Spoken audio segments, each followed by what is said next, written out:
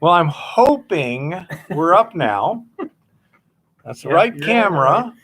Right. How's the sound, everyone? Yeah, YouTube is the dumbest freaking computer program on the planet in terms of actually doing something. You know? If you make one little mistake, all of a sudden it's like, well, we don't know how to get you back from there. We even had one stream, that one that popped up. Okay, good goal, Penner. Thank you. Yeah, thank you. The one that popped up, I go, oh, that's the wrong one. I hit end stream. It won't even end the stream. As far as I know, it's still going. But luckily, I just turned it to unlisted. So hopefully everyone who's watching it now, got kicked off. We'll see. So let's see. Who we got here? David, are you back? Yeah, he's... And Gold Miner, are you back? Just checking to make sure what's happening here. Take 10. Yeah. Okay. That's good, Gold Miner. Okay. Hearing your rants clear. Well, that's good. Never left. Yeah, except I did. That's what I'm saying. It's the stupidest program on the planet. Yeah. Yeah. Now Lars is waiting on the other channel. Yeah. Hopefully he got kicked off. Lars, did you get kicked off of the other one? Because supposedly it ended the stream there. Well, one of them ended, and the other one I turned it. Hey, Dustin, how's it going? I can hear your rants. Yeah. That's what I think the Take 10 was about. Yeah, it's just... He's having a meltdown. Well, it's so crazy. It would be nice if you just had a go back one that would work, but apparently they don't have, oops, go back one, undo. Yeah. There. Anyhow. So, YouTube, of course, sucks rocks. Hey, Mr. Lodex. So does Arizona. Yeah. So, anyhow, I'm just taking a look over here live from the Penthouse. Let me see if I can. You killed it. God, don't. Yeah, I think Lars may be locked in there. He's in. I don't know. He's there. Okay, yep. Yeah, Okay, right. Good, Lars. We got you back. Okie dokie. So, the usual adrenaline rush of trying to start a live stream on YouTube. Oh, and so things have been, at least off the computer, quite productive this week. I got that agitation tank working. Last time I left it, it looked to me like maybe some of the jets had plugged up. I don't know. I'll find out tomorrow when I go back out there to dump that load and theoretically reload it and stuff. I finally worn out the hard facing on the edge of the impact plates. So I need to pull them out, flip them around, and start again. So that lasted me about 1,000 pounds, roughly. Yeah, I bet, Lars. As far as I know, it's still not shut down. It's just been turned to private, so nobody can see it. So I would say that pulling all those plates and putting a new bead on them and stuff, you're probably looking at most 2 hours of labor and in the neighborhood of $5 or $10 worth of hard facing. Yeah. So cost per ton of the impact mill is probably in the neighborhood of $20 when you include the fuel, $20-$30. So that's not too bad. It's not real abrasive ore, so that's an advantage here. Good thing there. Yeah. Got some more material out at the mine, and I'm just about out right now at the staging area. I've got a bunch more, got about 1.5 tons parked over by the RC46 to run through the jaw crusher first before I haul it over to the other area and stack it and start pulverizing it. I want to try and get a little coarser grind, but I'm not in a big hurry to do experiments. Hey, Terry. Hello, Terry.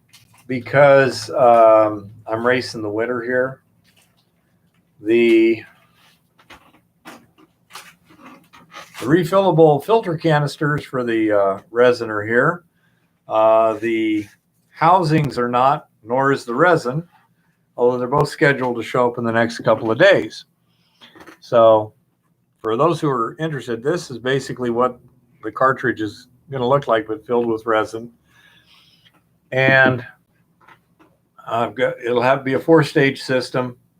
And once I get it set up and running, I'll be taking some samples out of the system between each stage and getting those to the lab so we can see just how efficient it is. I think what I probably ought to do is go real slow first, run like 10 or 20 gallons per hour, and take those samples, and then I can probably extrapolate from that just by taking a beginning and end sample. The intermediates will probably be pretty easy to rough in from there. By the way, the samples of the resin and stuff, you know, when I did the resin for an ultimate loading factor, haven't done a video on this, I don't believe. I'm actually been so busy I'm confused. There is how the resin loaded by time over the first 4 hours. You got 30 minutes, 1 hour, 2 hours, and 4 hours. And I had about 6 times the gold in the solution as to the resin that I did the first test. And you can see 2 interesting little anomalies here. First is it started out a little slow. Now that could be because the resin comes from the factory ready to use, but it's not really up to speed yet. Think of it as like an engine. You got to warm it up a little bit before it really gets it in stride. And the other thing you can see is we're getting equilibrium up here. See how it's just, you know, losing efficiency? Now, part of that is because the gold in solution is coming down in strength while the gold in the resin is going up in strength. And so it becomes harder and harder to shove more and more gold into the resin.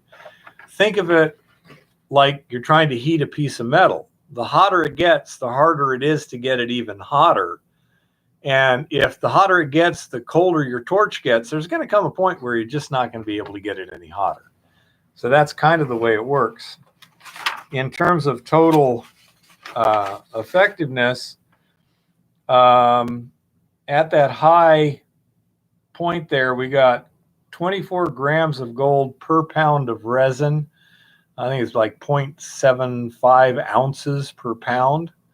So we're definitely getting a good enough loading factor on the resin. You know, we're looking well over $1,000 a pound of gold in $15 worth of resin.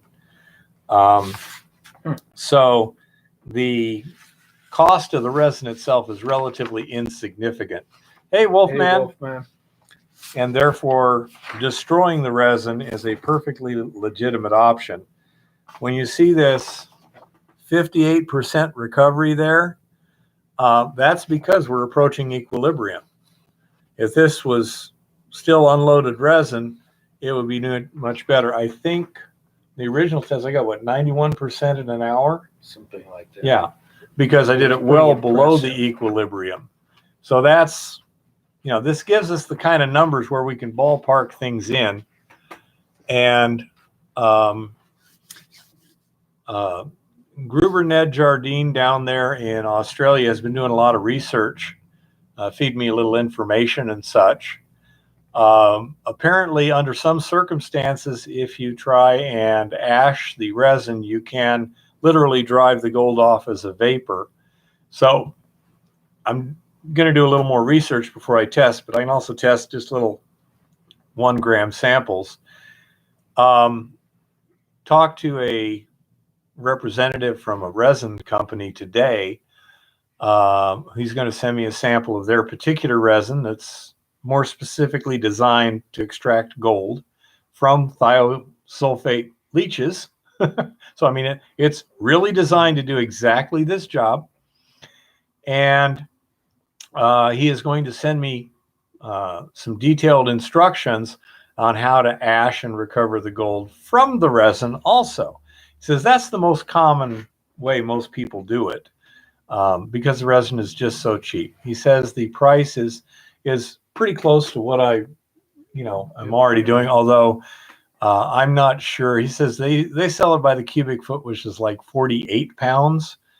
And so at $15 a pound, 15 times 48, we're looking about $700 worth of resin to get 40 some pounds. So I'm not sure what the intermediate size packaging and pricing is.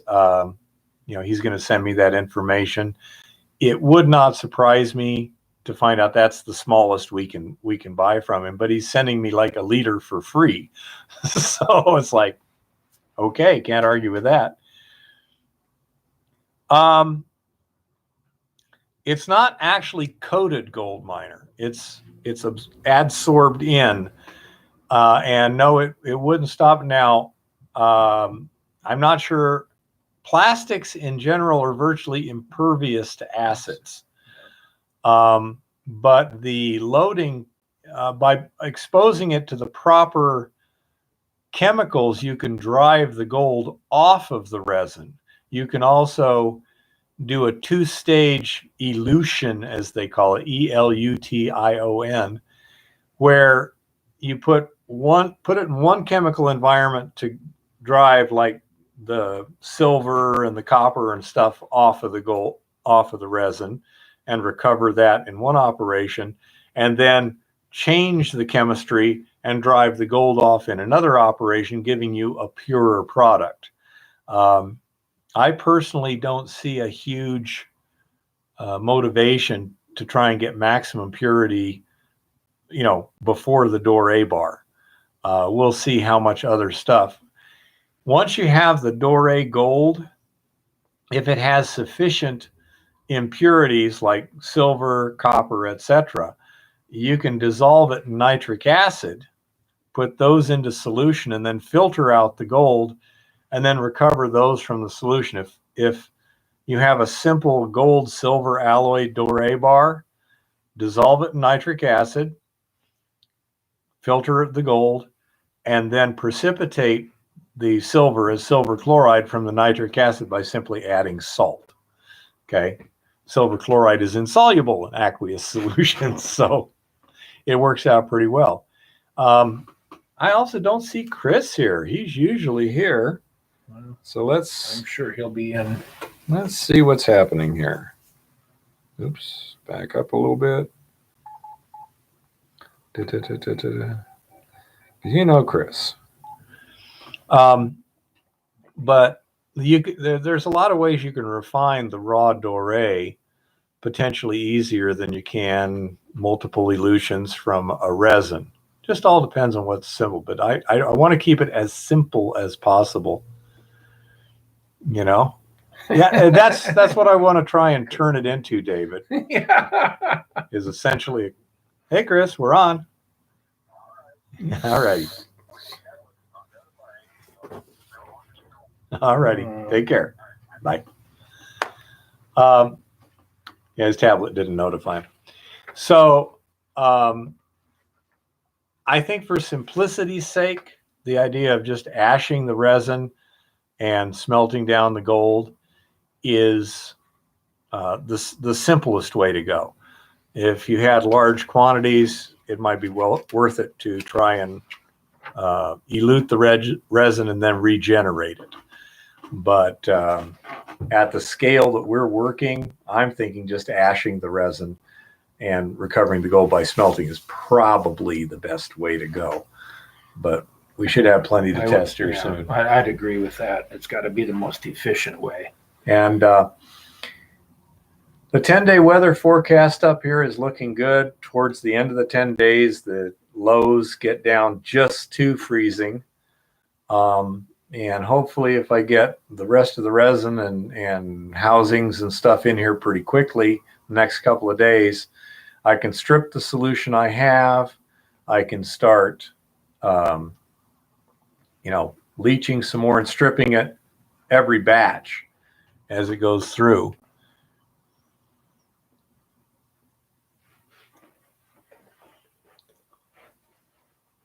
That's an interesting thing. Hopefully Chris can help that. Gold Miner says he finds it interesting the silver will go into solution with Eco Goldex while chlorine and salt, hydrochloric are present.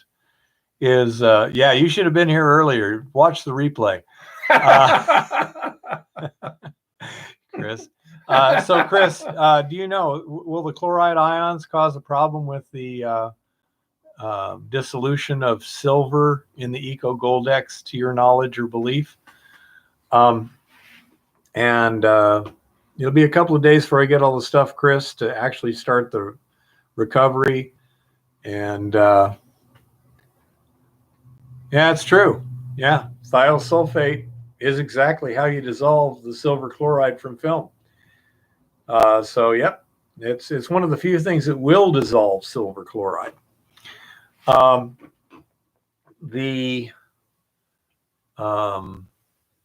There's a resin supplier is giving me some information on how to ash the resin, and they have, I forgot the name. He called me up, but I was doing some stuff, and he's going to send me a sample of his resin, which is specifically designed to recover precious metals from thiosulfate leaches. He says price should be approximately that same $15 a pound as the one we're using. He's sending me a liter for free.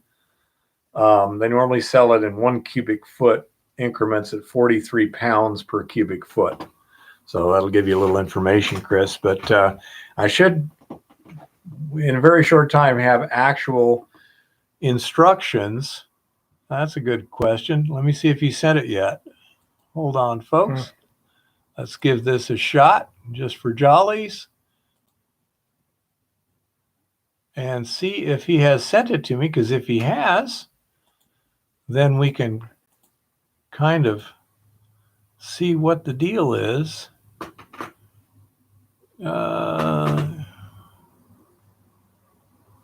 Nope. Although my resin's at the post office, apparently. This has been delivered. Yeah, well, it wasn't earlier today, damn it, when I was there, you scumbags. So anyhow, he says it's available right now. They have others that would work, but this specific one, it's specifically designed for it, and it is available. So we shall see what we shall see. And say the free sample, I can run a rolling bottle test real quick, and we can get a good idea of what the heck we're looking at and go from there. I should be timbering the upper part of the middle decline within a week, depending upon the stuff out at the mill and when I can get a helper. Jim slacker, he wants to go hunt elk or something. I mean to tell you, selfish.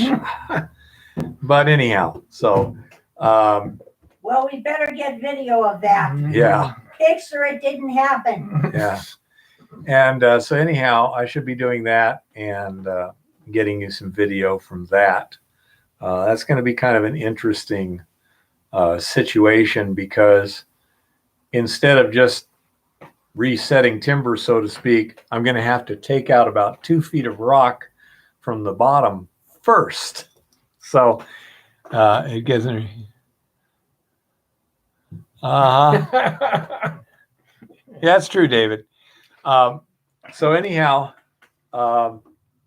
it creates a little more complex situation. I'll be using the scaffold jack, roof jack, but with a much shorter support pole. so I can get it in there. Right now, believe it or not, the clearance is 22 inches from the timber to the rock.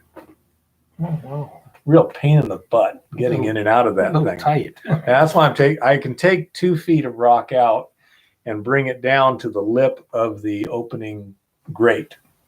And I'm going to do it. Yeah. Well, yeah. Absolutely. Give yourself some access. Hey, Truth Seeker, how's it going? And just as another kind of funny thing, one of our viewers called me today. Well, not called me, but he emailed me. Jim sold a claim to a guy a couple years ago down near Dillon, Montana. Yeah. And turns out it was the same guy that had that mine in Oregon that I spent a couple weeks on. Small world. So anyhow, that was kind of funny. So that's what I'm going to be doing. I'm going to have to be a little careful. Doesn't look too sketchy. Not terribly worried. Put the roof jack in first. It'll be a lot easier to do with a helper. Although if I had to, what I could do. Oh, and by the way, my boss was there this weekend picking up some rock there. And he looked and he goes, that timber set down there, does it look like the cap's just nailed to the post? And I looked, and sure enough, it looks like the cap is on the side of the post. Oh, really? Oh, God. So the first thing is... put some secondaries under it or well, something. only on one side. Oh, yeah. It was a little short, I guess. But no, the thing is that I got to cut the rails out anyhow. There's some good solid 2x2, not 1.5 inches, but 2x4s. And I'll take one of those, put it in there and screw it up real quick to hold that. And then start working on the other stuff. But I'll have the roof jack. I'm going to use 4x6s. And, that'll give me plenty of capacity there. I'll see. I'll probably turn the 6 up. That's ideal. I was thinking of laying it flat to get more clearance underneath it because, I've been sliding down that 2-foot gap. But the difference between 42 inches and 44 inches ain't much. No, 2 inches is going to. Yeah. So I think I'll probably get more strength out of it. Yeah, a lot more strength. Yeah. If it comes to worrying about the load. Yep. So I can do that. And, I just have to figure out, because when you're moving 2 feet of bottom out of the way while you're supporting the back, the timbers somehow from the bottom, and that's how you have to do it. It may be kind of a stair-stepping thing where I dig a hole on one side of the roof jack, put in a post, pull out the roof. Well, even then, I'd have to put a post on this side, move the roof jack over here, put it in place, then dig this side out, and then put in a post over here. I'm not sure exactly how I'm going to do it, but I will get it done safely. Unless you can put a set in right behind it or something, you cut out and put a new set in and then finish chiseling that out of there. Yeah. So there's a lot of possibilities. Just for safety. Yeah, I'll just... Now, the upper end of that, there's like a 3x12 that's on the bolts, the rock bolts that are holding that grate in place.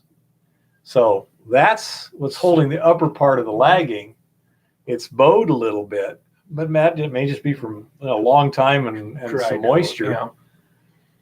So I'll evaluate, especially when I start putting pressure on the scaffold jack, because I removed a fair amount of rock from on top of that lagging. And so it actually has less weight now than it did 6 months ago. So I'm pretty confident. Straighten it up. Yeah, well, it's not just cutting into the wall, Chris. It's cutting 2 feet into the floor.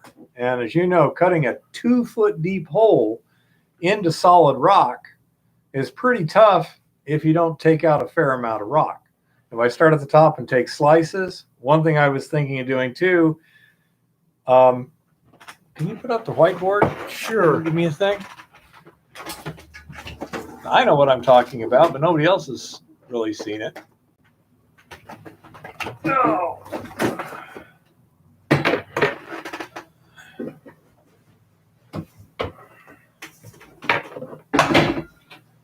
Okay, so here's our situation. We have a decline, which at the top is 2 feet. Okay, which is way too little. And then as it goes down, this kind of opens up a little bit. And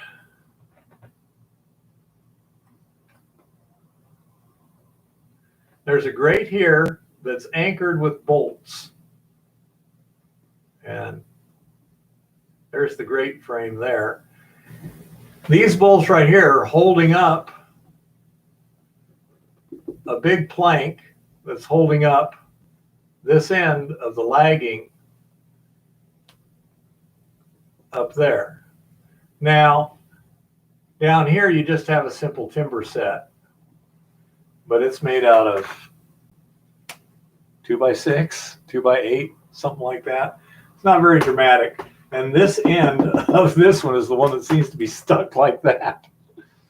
So I need to put a temporary support underneath that to secure it. But what I was thinking, first of all, the lagging is kind of old, and it's also not quite the right length. You have like 3 boards this way, and then a fair gap, and then you've got some sideboards. Okay, so what I'm thinking of doing is coming in with the lagging, new lagging, like this,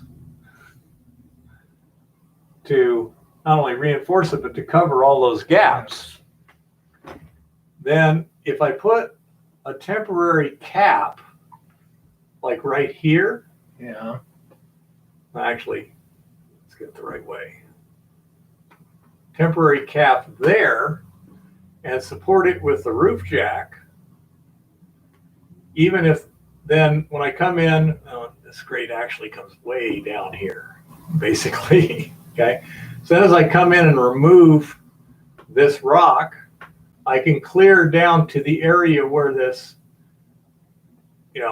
eventual permanent set is going to be, without tearing out that rock, then put in the actual cap that's going to go here, put in my posts, wedge it in place, then pull the roof jack out, Move it down. move this down to this end, and finalize that.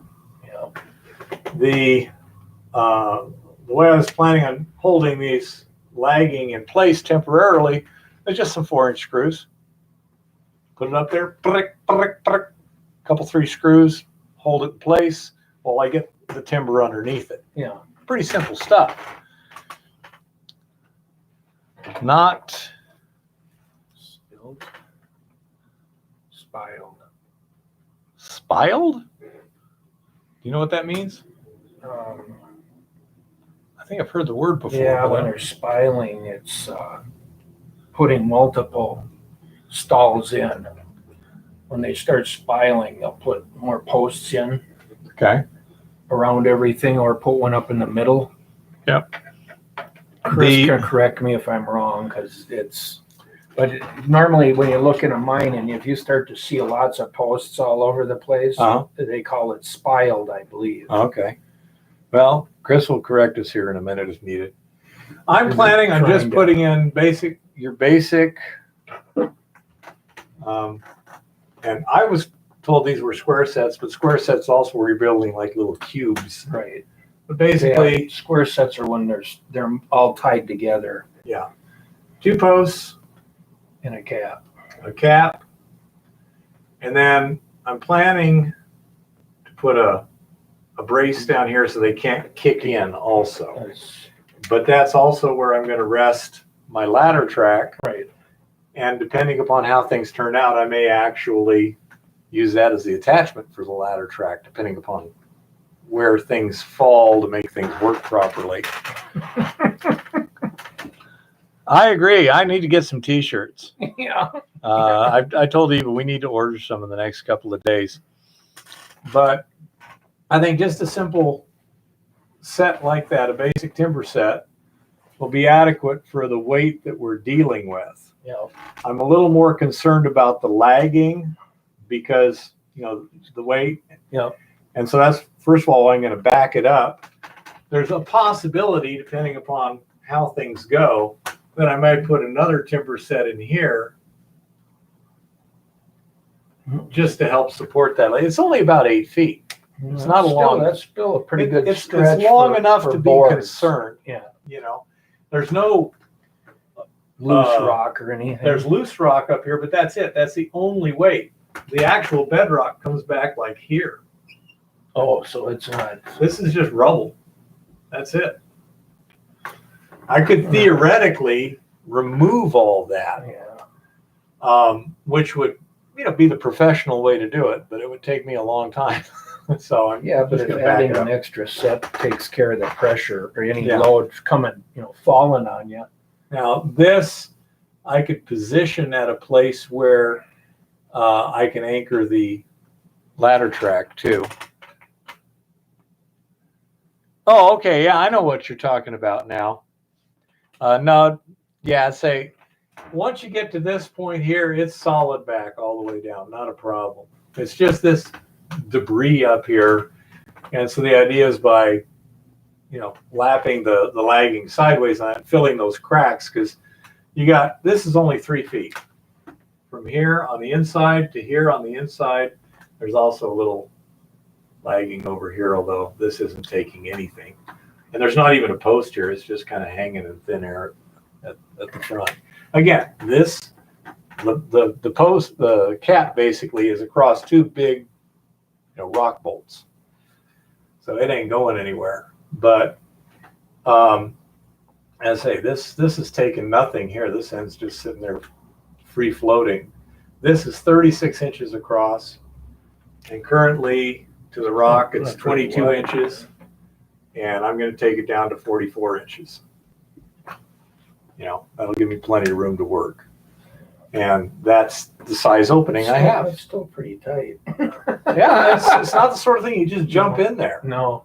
But it's not when you're on a 70-degree slope. Right, it helps. Yeah. Yeah, you're not hitting your head. Yeah, right. It's quite a bit different when you're on a slope. Especially as you're leaning forward to grab the ladder track. Right. That automatically inclines you. And so that's basically what I'm planning to do there. So next time I'm going up there, the Hilti and the generator are coming with me, because I got some rock to remove right off the get-go. Sure. We have old lagging there. Pull that rock out, or are you gonna just dump it down and bring it out so I don't destroy anything further down? I mean, it's pretty, the ladder track I've built, I have a 3-foot section, a 2-foot section, a 5-foot section, and a 10-foot section. So I start out putting the 3-foot section in. Then once the carriage is at the bottom of there and I've worked down a little bit more, then I can put the 2-foot section on. And once I get down a little bit more, then I pull these 2 out, put the 5 in there, and put the 3 on the bottom again. Then the 2 on the bottom of that. And once I get that, then I pull all of that out, put the 10 in, and put the 10 in. And I'm going to need to put some hangers on the wall. I don't know. I understand what you're saying, Chris. He wants me to use foam to fill the gaps in these corners here, basically.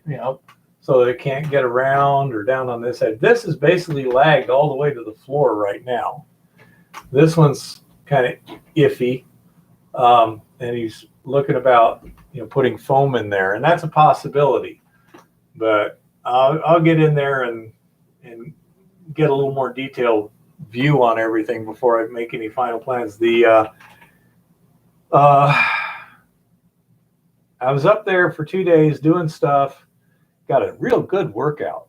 Boys, did some work. I lost 4 pounds, but I didn't bother getting all the climbing gear. There's no way to get in here and look at stuff without gearing up.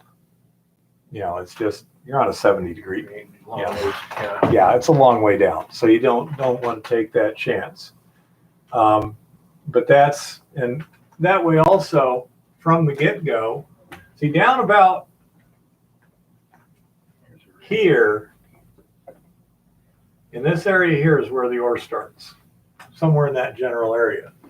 So as I'm taking this down, and this was 60 to 65 degrees, and I'm going to take this at 65 to 70 degrees, so that we start with a 2-foot ledge and keep getting wider and wider, so that at the 40-foot level here, we're taking about 10 feet of rock out, which should be a lot of ore, because at the 40-foot level, you can look at the back and see this is still mineralized here, and I've taken some samples. So that's the idea. And also, immediately, you're going to be working on a horizontal surface. You'll have a ledge. Yeah, you'll have something to stand on. Yeah. So that'll make life a lot easier to work. Somewhere down in here, the back goes up, and we'll have to see if we want to start peeling stuff off the walls. That we may have to let go down. Okay, we'll just have to see when we get there and sample it. But it looks to me like there's a foot of mineralized rock still hanging on the wall. And I don't like it from a safety standpoint. Yeah. And if it's ore, it's like, okay, Right, you just have to figure out how to take it safely. Yep. I am planning on the electric jackhammer. My Hilti can do some serious damage. I've actually broken in hard bull quartz about 500 pounds an hour. Hard bull quartz. And this is fairly soft material. I don't know how soft this Well, is. It's like right, a as you get quartzite, back but into it looks it, yeah. fractured and weathered. So I can probably get the bit in Well, fractures you'll find and out pop once it you out get in back chunks. into some clean rock. Yeah. But Yeah, we'll be doing something, Chris. Oh, wonderful. But that's kind of the basic plan of attack. And I would like to be down here before we get snowed in this year. Okay. Get all this timbering. That's only about a day, in my opinion, in terms of getting the woodwork done. and then The start rock, chiseling away. I don't know how long that's going to take, but I can get this part done here in a couple hours and start working on the rock. And then the first set I should get, the first day. After that, I don't know how fast you this is can going to go. advance down it. And I'm going to get a 110 volt winch for the head frame because I'm going to have 110 volts for the Hilti Generator. Now, a nice thing about that too is I won't be tempted to stay down in there when we're hoisting. We'll unplug, plug the other one in as a safety factor. That means I'll climb out, we'll hoist. That way, if anything goes wrong, I'm not going to get slammed. Yep, you're not in there. That's a good idea. Especially when you're, Nowhere to those go. first 10 or 20 feet. I mean, how long does it take to climb 20 feet of ladder? 30 seconds? Yeah. Yeah, it's just stupid. It's going to be exercise, but that isn't going to hurt you. Nah. It's just foolish to take a risk like that when it's so easy to avoid it. Yeah. Yep. And so that's basically the plan. Now, I'll go ahead and start showing y'all a little bit of how the ladder track works. First of all, I want to give some credit to Jeff Williams. His little track and his, he gave me the idea of using round tubing instead of square rectangular tubing, which is my natural bent. I tend to think in angles instead of rounds. So anyhow, what I've got is 2 rails of 1 3/4 tubing. Okay. It's 1 3/4 .095 wall. Okay. Basically 14 gauge. Okay. Which is plenty strong enough. In between, I have these rungs. There's some scrap steel. We have a source where somebody gets stuff, and as part of the packaging, they get 3/4 by 1.5 rectangular tubing, and it's thrown away. As far as they're concerned, it's just scrap. Right. Which, well, the price is fairly good right now. It's not nearly what it is to buy new stuff. So we can take and cut these rungs, and this is about 2 feet here. It's about 24 inches. Okay. And here I've got a double rung, and here is a double rung, and then at the bottom there's a double rung. And the bottom rung has holes. The idea is, because we're in a narrow area, we'll take and put like 4x4s across, wedge them in, and cut sockets, wedge them in, and then just put lag screws through the bottom rung. The reason I decided to use a double rung is because if you don't, and you're got like a 4x4, then this edge right here is not sticking up. At best, it would be flush with the other thing. You can't get a good grip on it. Right. So you got something to grab to. Yeah. By using a double rung, I not only have more strength here, because you got to move 2 rungs to move anything, but also you've got that ledge to grab onto as you're climbing up. So you got a good solid ledge there. Actually, at the end here, you have, I believe it's 1.5 inch tubing, 0.95, and Bolted. Yeah, drill holes across and just put some bolts, and that's how you just slide it in, put in a cross bolt. Piece of cake. If you look, here's an end view. Took some tires and wheels from Harbor Freight, took the tires off the wheels, and so you have a wheel like this with your bearing, and then like that, and it rides right on that rail just fine, but it's high enough that it misses the bolts. It clears the bolts as you're running it up and down, not going bang, bang, bang. Mm-hmm. And this attachment right here is designed so that if in the future you want to do this vertically, you can attach a piece of angle Keep so that it'll hold it so it can't come away from the track. If you gap this at say 1/4 inch, right, it can't come away. That's the plan. Yes, I'm designing. I'm showing how the ladder, but it's also a rail system for the carriage. Now the carriage,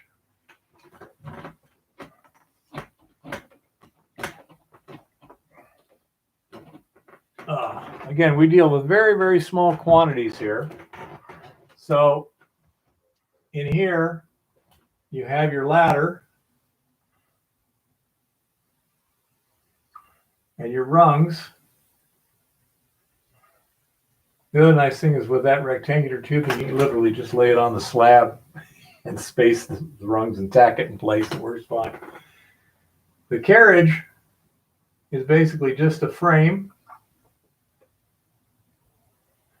with wheels that rides on this ladder, and you can put 4 buckets in it, 2 high, 2 wide.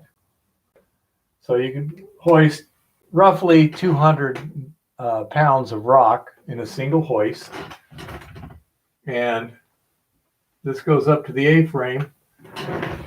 The A-frame, you guys will see this on video too soon. Yeah, when he gets it installed. And so here is the head frame. You have tubing coming up here, down here, little teeny bull wheel. The winch will go here. Cable goes over the bull wheel, down to the carriage. And this frame here also has an attachment point here, although we may have to go all the way up to here and put in a new one, for a high line that comes down the hill to where we can get the quad. So you bring the carriage up here. You can set the buckets on the ground. Yep. Bring your pulley up here on the high line. Hang a bucket from the pulley. And send it down. And then just belay it down. And you can wrap the rope, one wrap around that tubing there. Just belay it down. It works fine. We've already tested that.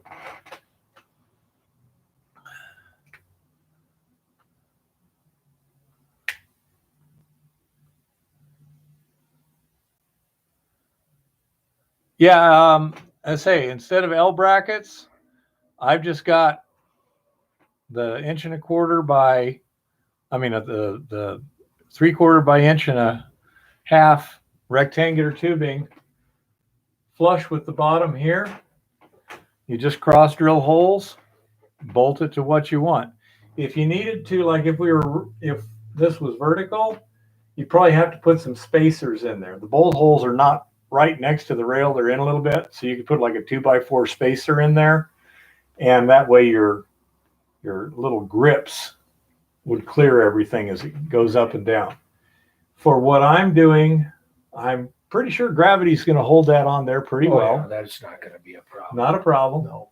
And then after the, when we're buttoning this thing up for the trip, this A-frame comes, and this head frame comes apart here and here. There's just 2 bolts there that hold it together. And there's some guy stays that you'd undo. Take these, bring it down here, and hang it from the walls. Put a couple of long lag screws into those posts, hang up your stuff, close the grate, padlock it. Yep. No, there's no dumping, because anytime you put it on the ground, you got to pick it back up again. If it's already in a bucket, we got to take it from the working face to the surface, send it down a high line, put it in a quad, take it to the bottom of the hill, and load it into a truck. Okay. And so, since you're going to have... I asked the same question. I got a much less polite reply. Yeah. So you're going to have to load it once, transfer it twice, transfer it a third time. So instead of dumping it and as a bulk, since you have no equipment, put it in a bucket, just move the buckets. It's real easy to move 50 pounds at a whack if it's in a bucket, And I don't think that'll matter too much, because the semicircular wheels on the round guides seem to do real well. Okay. I don't think we'll have a problem with that, Chris. We'll find out. Well, the problem with doing that, Kodak, is unless you want to skip only one bucket at a time, you come up and you dump. Well, you can't dump into one bucket if you got more than a bucket. Weight's about 50 pounds. I usually like to load them a little light because I'm an old geezer and I've got a hernia right now, so I don't want to overstress things. And that's the thing, is that if you just put it in the bucket from the get-go and then just move buckets, it's pretty fast. I was working by myself and doing a lot of other work, and I loaded 1.5 tons in 2 days worth of work, and that 1.5 tons was maybe a quarter of everything that I moved in that 2 days. It's not hard at all. And 1.5 tons, when you got the quad on the trailer, you can get 35 buckets on the trailer, and then another like 25 or 30 in another pickup truck. Yeah, I'm thinking about that, but I haven't come up with an easy idea at the moment, Chris. I'd also like something where you can like hook the bucket on the ground, hoist it up, and then lower it down all in one smooth movement. How many empty buckets will you need? You'll need however many it takes to haul a load from the mine to the mill. Right now, that's about 60 to 70 buckets. And we have them. Okay. Last year I did a lot of sampling, and bucket size is my normal sample between everything. And then, you go to the store, you go to the hardware store, you grab a bucket, you put all your parts in it, you get a bucket. I say we have over 60 buckets right now. That's possible, Chris. I'll worry about that once I get this done, and then kind of see how things are working and how I might want to modify this or that. I'm confident that it's not going to be a big problem. And so then the question becomes, okay, how to make it easy? Yeah. I mean, you might just have a rope with a hook on it and hook it and swing it or something. I don't know. We'll play some games.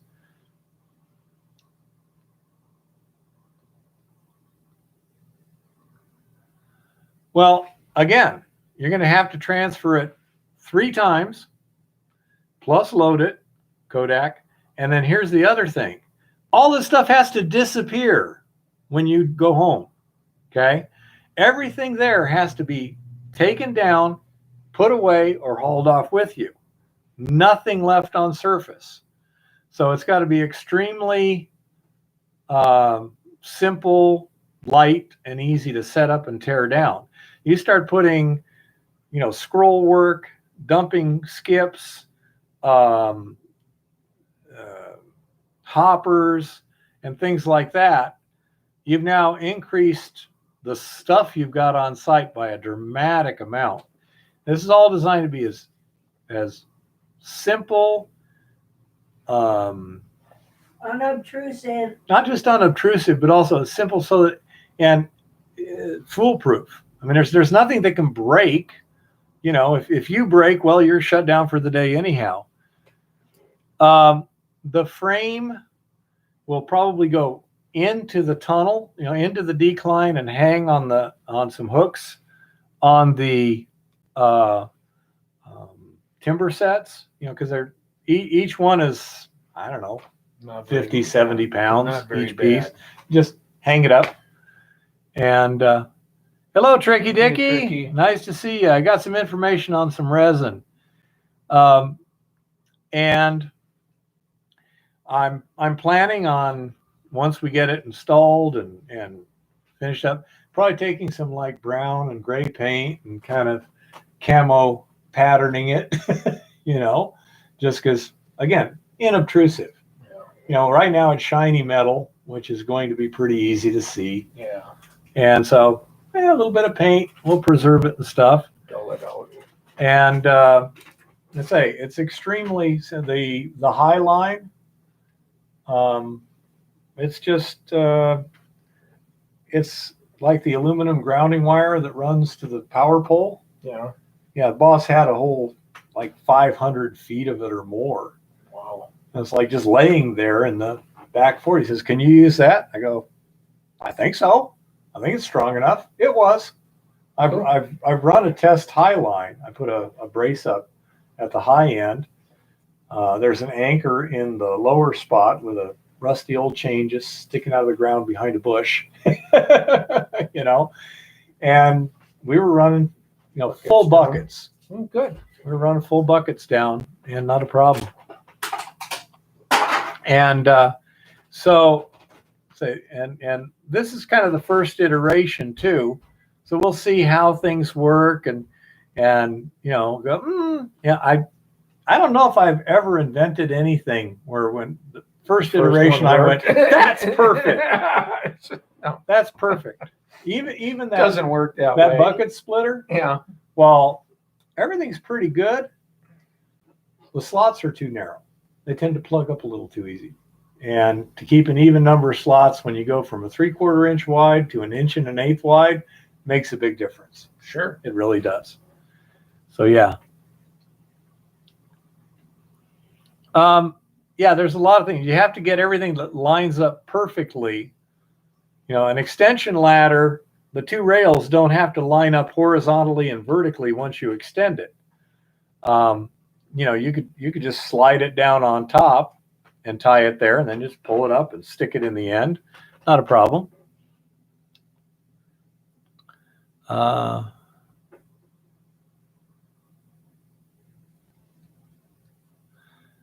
I'm pretty sure it dissolves copper to some extent, Kodak.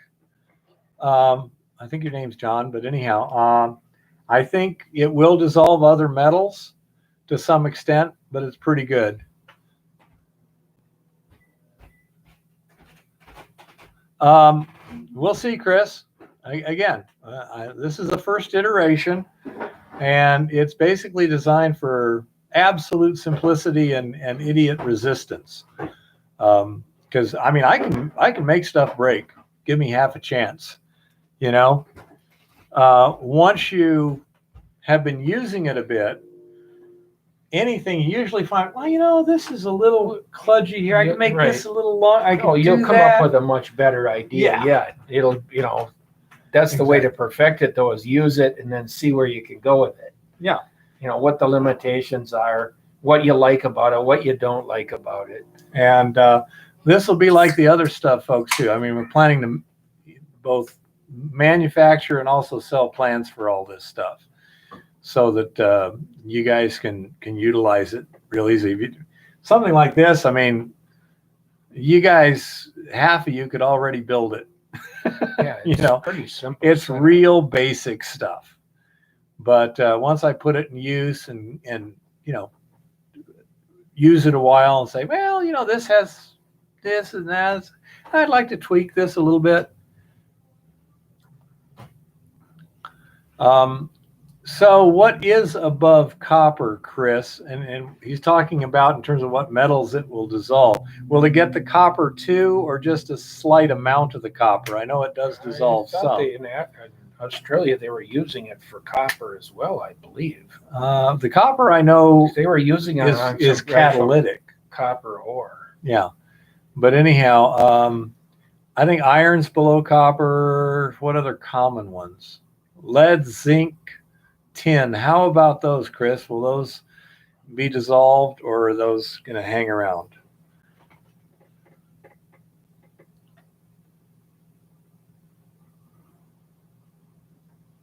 Yeah.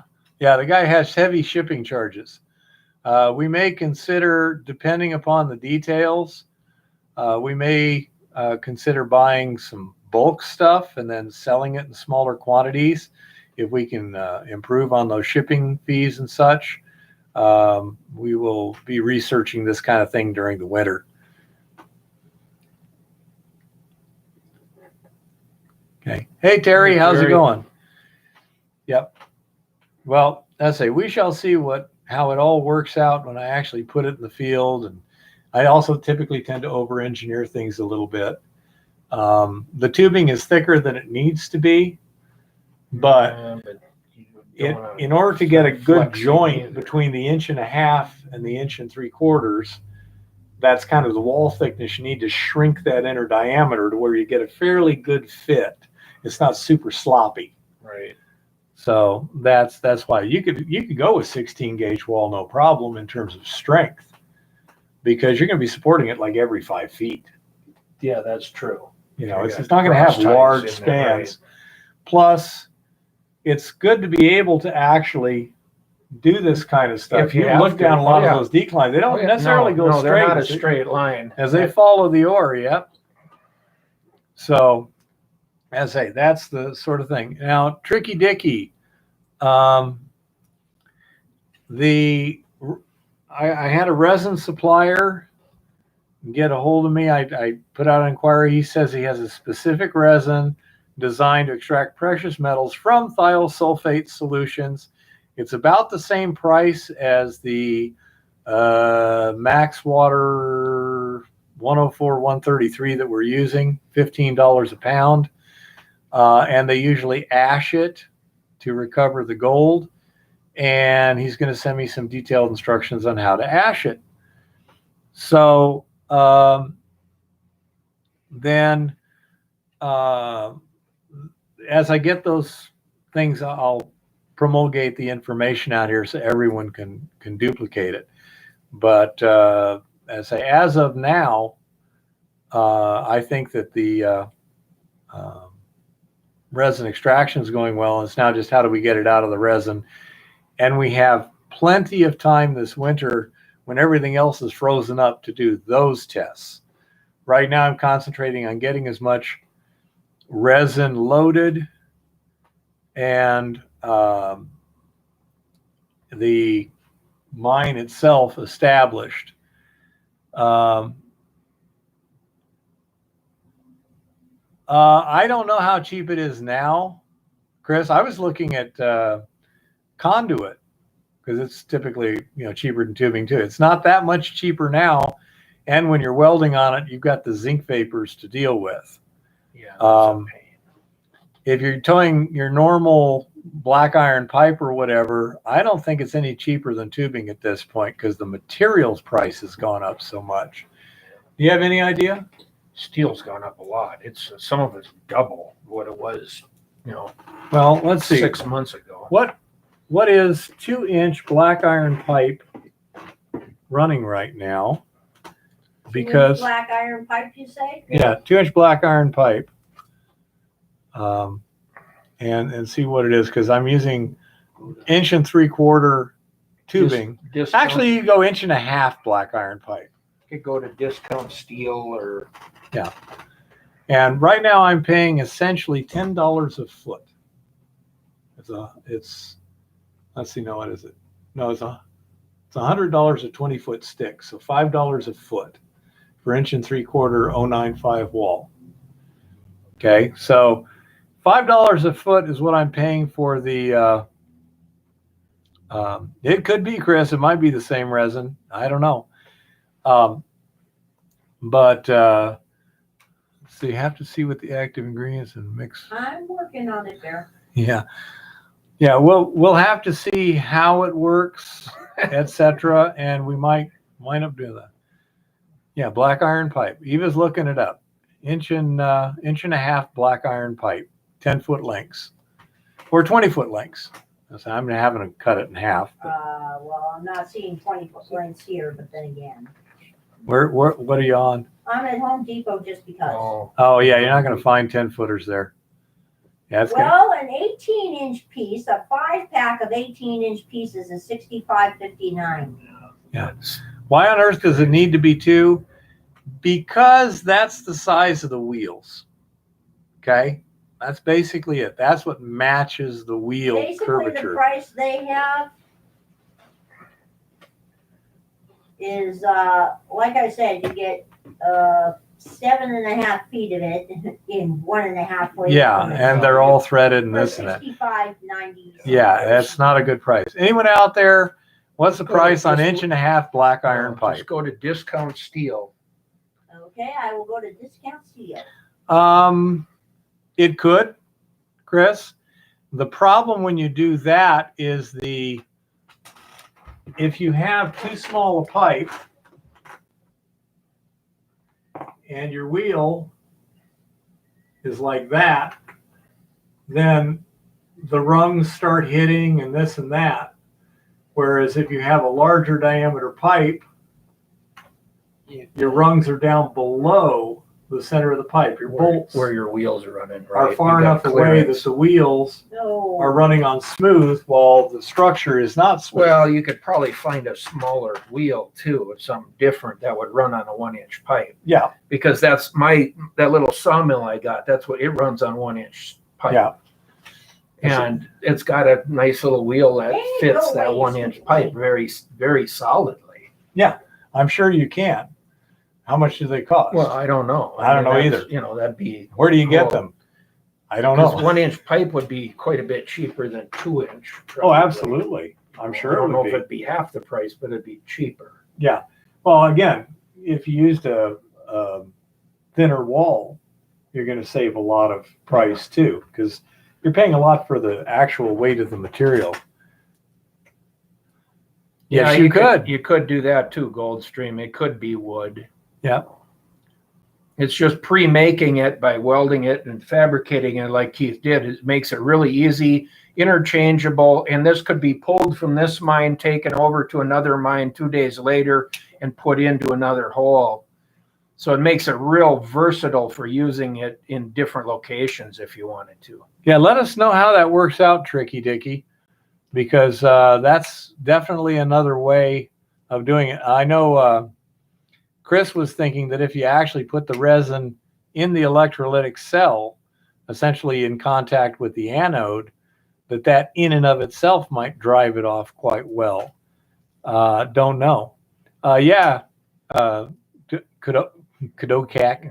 Kodak, I'll call it. Yeah, welding galvanized is a bad thing. Make you sick. So you want to go with an uncoated pipe. And again, if you had just thin wall tubing, 16 gauge, that'd be plenty strong enough. I'm trying to get a number of different factors coming together, and we'll see how it all works out. I understand the idea of 1-inch pipe.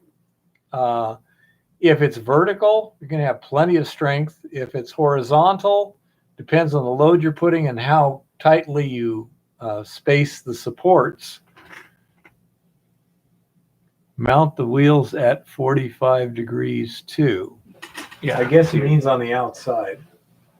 So that you got a pipe here, caster. the wheels come like this, and your thing so that if you I had, absolutely like hate 1 the inch, search function on this like fucking this. thing. If you had your wheels coming from the outside, I don't see why it wouldn't work. Okay, I hate the search function on this. Somebody find it on a real computer. Okay, so we're still waiting for somebody to come up with a price for 1.5-inch black iron pipe. I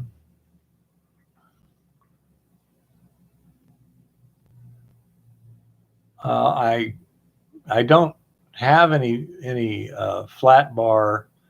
Also, if the flat bar, if your wood and cap the stuff was steel, if you were doing it that way, but then you would probably need a wheel that was more like this at the edge instead of a semicircular one. And these particular wheels that I bought are like $10 each, and you can find them all over the planet at Harbor Freight. So that's why. Hey, hello, Joshua. How's it going?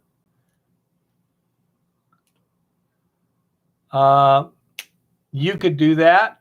You could fill it with sand to minimize that, but you're going to add a lot of weight once it's on site and everything.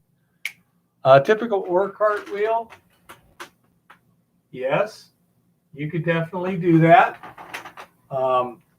Again, you're talking something a lot heavier than what I've got. My wheels weigh about 1 pound, and they're $10. Not sure what an ore cart wheel is. I know it's more like 10 or 15 pounds at least. Oh, yeah, per And I would imagine if you were buying them new, they'd some be. of the ones I got are heavier than that. What do you think? 150, 200? Them wheels have got to be, I bet you they're 40, 50 pounds a wheel. I know, but how much cost? Oh, you can get brand new ones for probably $50 a piece or 50? something. That's not too China's bad. making them. Okay, that's not too bad. No, you can buy all the ore car parts practically still today.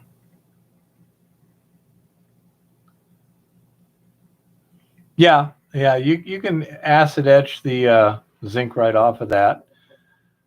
There's 1.5 inch, 21-foot schedule 40 for $180 a stick. Okay, so and where's that at? Home Depot? New Jersey. New Jersey. This is a plumbing supply outfit. Okay, at New Jersey. There's 2-inch, 21-footers, $240. To get something the same size as what I've got in a black iron pipe is currently $180 for the same length I'm paying $100 for. So it's Do you have any smaller than that? 2-inch. 2.5. It seems to be going up, not No, down. they have smaller. There's 3-inch. That's the smallest I see here. Let's see what else they got. Yeah, he's going to look for, say, 1 inch, and we'll see how, because this is a good idea. Getting complicated. Yeah, it can. That's why I'm trying to keep it simple. 1 1/4, 1 inch, $2,110 for 1 inch. Okay, to go to 1 inch black iron pipe, Chris, you'd be paying $10 more than my inch and 3/4 tubing. $82 for 3/4. Inch and a, now Argonaut's got a good price. 1.5 by but that's 10 foot. Schedule 40. 140. Yeah, that's $62. Again, that'd be $125 for the same price I got it. The tubing at, $100 a stick.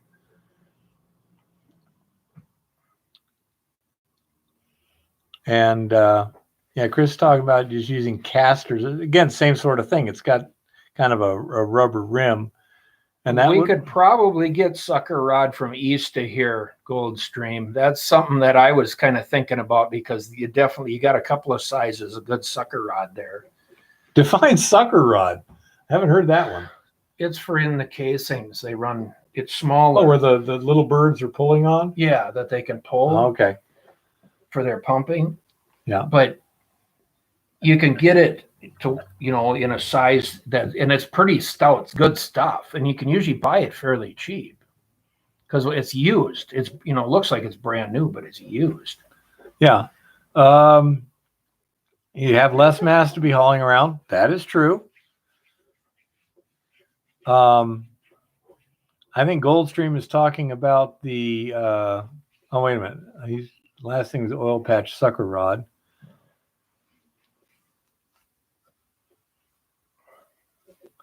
Courage A500. That sounds like a wear plate.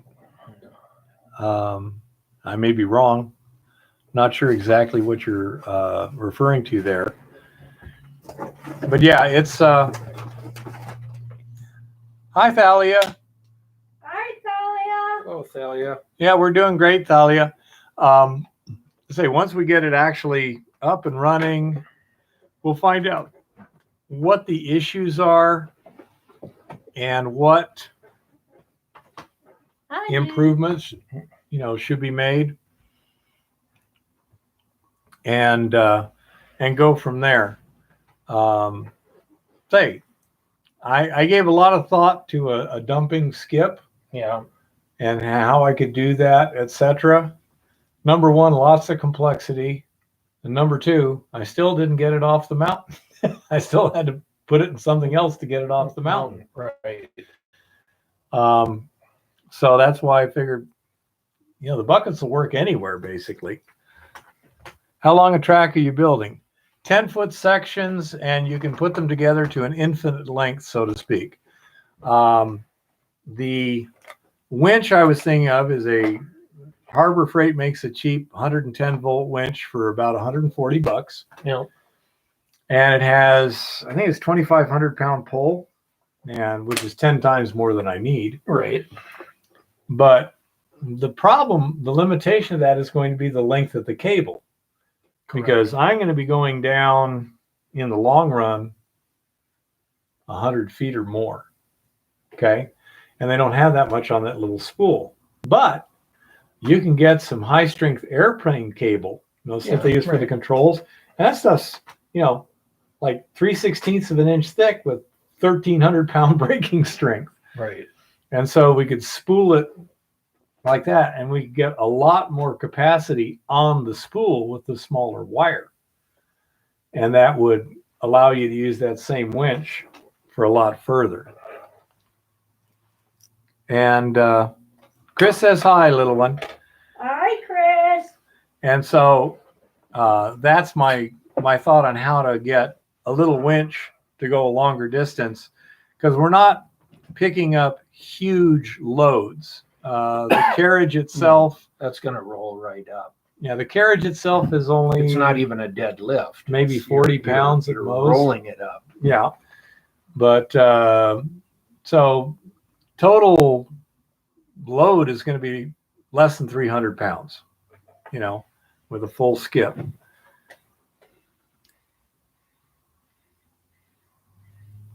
Schedule 40, 20 feet, it's $20. That's pretty cheap. Yep. That'd be Over in the Philippines, that's a lot cheaper than is here. What you really want is a capstan winch. Yeah, for a rope that would work, but Yeah, I don't know. We'll see. Again, we'll try different things. We'll see. Do you want a big winch?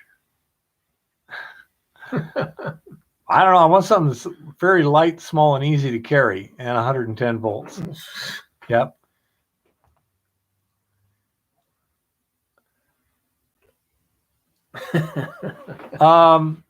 Yeah, Kodak. Let me know if you see some 1.75 inch 14 gauge wall or 095 wall tubing or something real close to that size. Yeah, I could, potentially do something there. Plan is that's another thing we can do over the winter, assuming that the ladder track and the head frame and everything seems to work well. Then we can build more ladder track over the winter while we're iced up, before the glaciers break up in the springtime, yeah. Just get a mule. Won't get it up a 70-degree slope, Goldstream. Mule might get it down the hill, one bucket on a side, but it ain't going to get it up out of the hole. Absolutely. Now you could, another thing, in many cases, as a winch, you can use a vehicle. Just run the cable over a pulley. Yeah. And you don't need to, come up with a winch. Depending Actually, upon a lot the of the old situation. timers would even take the back wheel off the Jeep or whatever. They just use the Spool rear end. that, Yeah, spool it on a rim. I don't know if they did it here, Oh, they did all kinds of but crazy down in things. Yuma, back around 1970 plus and minus, they take a pickup truck, flatbed, and they put a differential on the back and a PTO, and they'd have a lever and a rod for the brakes. For the brakes on the one side. Yep. I guess it's the power wheel, and the other one's the undriven wheel. Yep. The other one would have and then they'd have this folding derrick. Yep. They'd unfold it out there, and there's a hook, and they stick it in the hay bale, and the guy pull it and just pick it up, and they'd load it onto the trucks. By doing that, and these guys knew their stuff. I mean, Quick where it's going to go when it picks it up, and they could load a full 40-foot semi-trailer in about an hour with hay bales. They could move that stuff. Yeah. Oh yeah. And say only about 200 feet of tubing is about all we need there. Don't need it to run the high line. I can belay that by hand real easily. Yes, you could.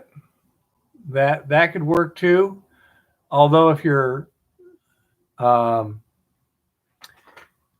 had a thing where you're running the line down, then pulling the pulley up by hand, if somebody's offloading it, they can hang a fresh bucket up too. But yeah, if you have a circular cable with 2 hooks on it and 2 pulleys, you could do that. It's not impossible, or especially over longer distances. This is only 80 feet, so it's pretty easy to just pull up 80 feet of line or whatever. But yeah, that's absolutely legitimate. The negative to that is, again, you've substantially increased the complexity. That may be something else we work on during the winter time. The head frame has an attachment point that you could easily put one of those pulleys. That's exactly what it was built for, is a pulley, so you can have a pulley up the top, pulley at the bottom, a particular length of cable, you tension it, and then with 2 hooks, as one bucket's going down, the other bucket's coming up. You'll have to have a braking system. Again, complexity. We were thinking maybe like if you used at the head frame, take the wheel off of the front of a motorcycle, and the front forks with the brakes. Yep. If you had a mechanical brake, Yep. That's all you need. it would be a piece of cake. You just squeeze a little handle and break it. Yep. That's all you would need. So there's a lot of possibility. Again, right now, maximum simplicity, and then figure out what needs to be improved because it's slowing you down or it's a lot of work or whatever, and go from there. If it's a piece of cake and it's working fine. I'm also thinking in the agitation tank that in the long run, it would probably be better to go to conical bottom tanks because they automatically stir everything so much better than a flat bottom tank with a distributor. Yep. We'll see. I could see that. Yeah, the thick leather gloves would be fine. But again, just a front fork off of a motorcycle, if it had a mechanical brake instead of a hydraulic brake, yeah, just run the cable. That's your bull wheel, so to speak. Run the cable around it and then just use the little handle for braking.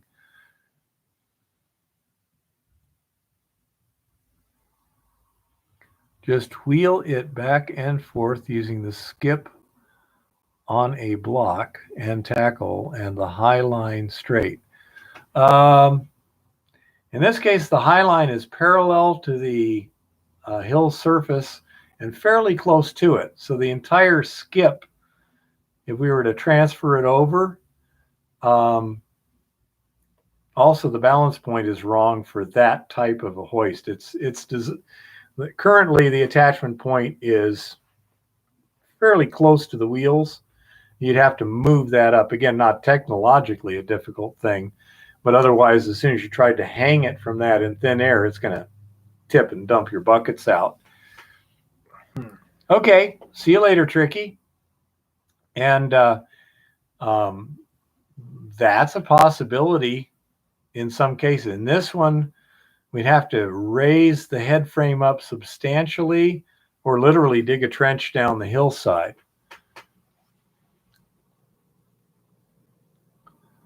Make a frame to put these IBCs on their corner out of a couple of chunks of wood or welded scraps. That's Conical. Well, is that for a skip? No, for your tanks. It's conical your tanks. bottom. Just rest tip the end. IBCs on a corner, so Yeah, they're tip it up so you'll settle on one side. I see what he's saying. That could work. That could work. Yeah. It wouldn't have the capacity, but it would be very cheap. And you could probably do maybe 500 pounds. It's easy geometry. I can figure that one out. Good idea, Chris. Well, even lifting it 6 inches might gain you some Mount Baker did one on a high line. Oh, sweet. Huh. I'll have to check that out. I never seen that one either. So Yeah.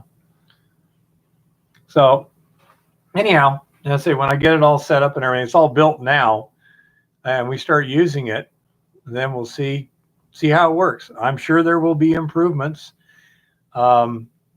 Sometimes when you're doing something as opposed to thinking about doing something, you find out that a particular operation there's a limitation. is especially annoying or limiting or whatever. Yeah, there's a limitation. There's Man, always a limitation. That one just that was a good idea. It just didn't work. Except, or it works fine, but right here we really need something different. Yeah, I say like something where you can literally pick the bucket off the skip and then have a post up in the air a bit and swing it over to the high line, and then clip it and release that. I don't know. I don't know, Chris. I haven't given it much thought, but that is an interesting idea. I'll have to see. If and you build it, they will come. As long as it's not regulators. Yeah. Again, we just saw one pickup truck in 2 days. I think they were hunters. Oh. Because it's pickup, I don't recognize. Usually it's one particular truck. It's a red pickup. I think they've got a mine a little further up. But This one was a nice new looking pickup truck, and it had a camper shell on it. And I bet you those are hunters scouting. Probably. Well, bow hunting's been open, so.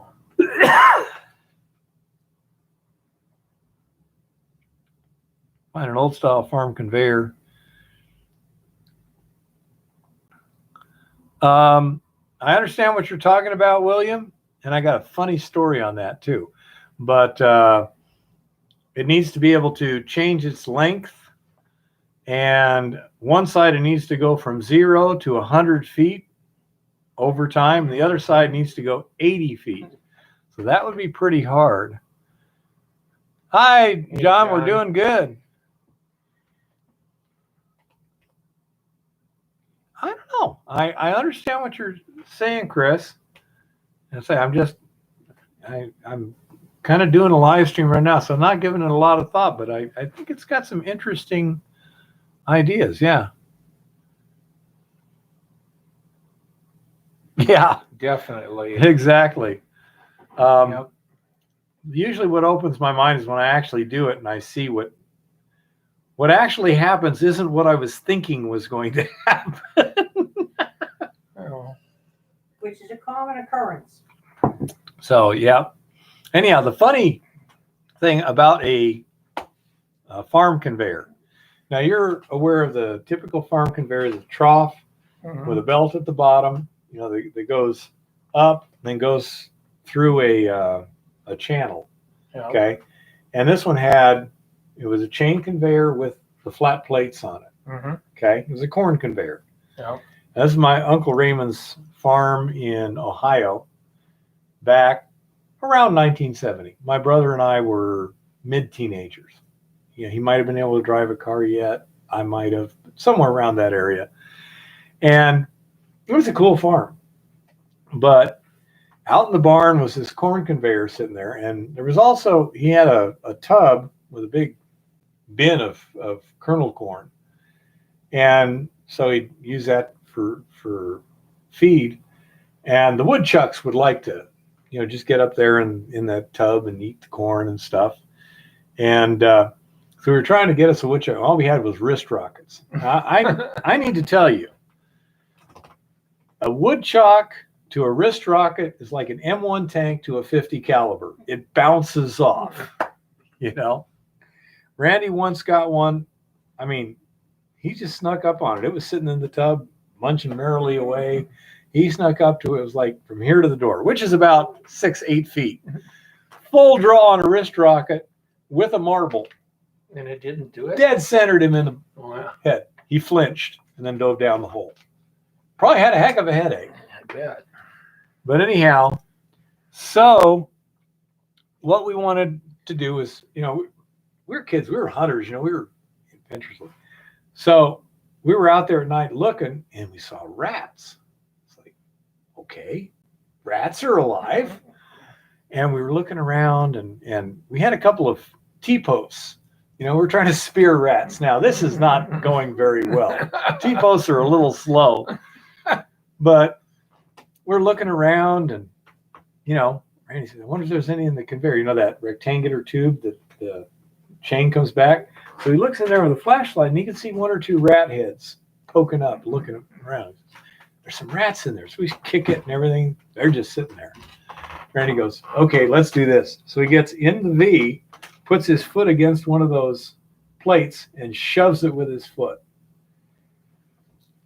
Well, those rats decided to exfiltrate right quick. And I mean, there wasn't 1 or 2 in there. There was about a dozen or more. And they came boiling up out of the feed hole. And because it's a slick-sided trough, they can't get out of it. So they're running down the trough right at Randy and me. And we're jumping up and down and trying to keep our feet off the ground and defy gravity and stabbing the T-posts. And it was a real exciting 5 seconds. I'll tell you, it was something. I wish we had it on video, because we were way more successful at getting the rats out of there than we had anticipated. This has got to be a guy thing. Yeah, it is a guy thing.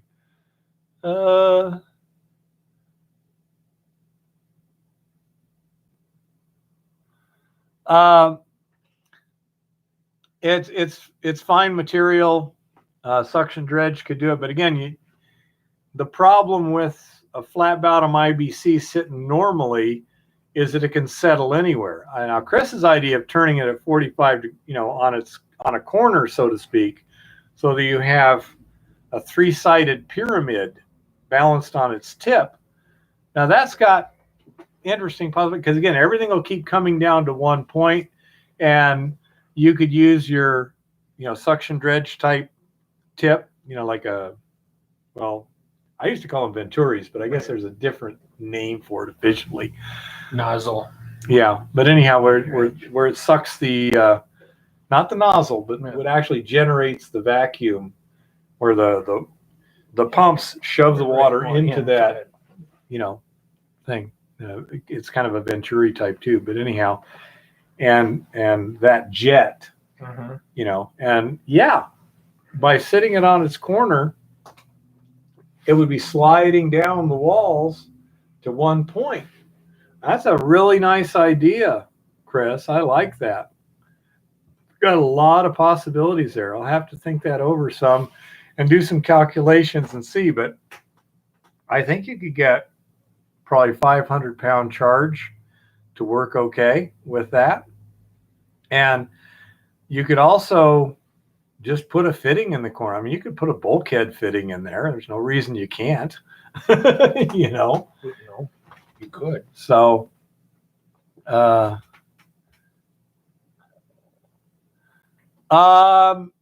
to 10, 20-pound chunks, Kodak. Yeah, we'd be breaking hard rock. So yeah, it wouldn't vacuum out of the tunnel. You'd be moving rocks, big stuff like this, and there's no water out there. Literally, there's no surface water. There's no water in the tunnel. You'd have to drill a well, etc. So in that particular situation, it wouldn't work too well. But yeah, it was pretty funny, Chris. I'll tell you, it was hilarious. Even we were laughing our asses off once the adrenaline got down to tolerable levels. Get bit. Well, the rats seem to be more intent on getting away than attacking something 20 times their size. They run at you though. So yeah, in a barn at night, they'll run at you. It scares the hell out of you. Well, the thing is, they had nowhere to go. Again, we were standing in this trench. Right. That's slick-sided steel. Yeah. There's only one way to go. That's down the trench. You have not seen rats until you have seen Boston harbor rats.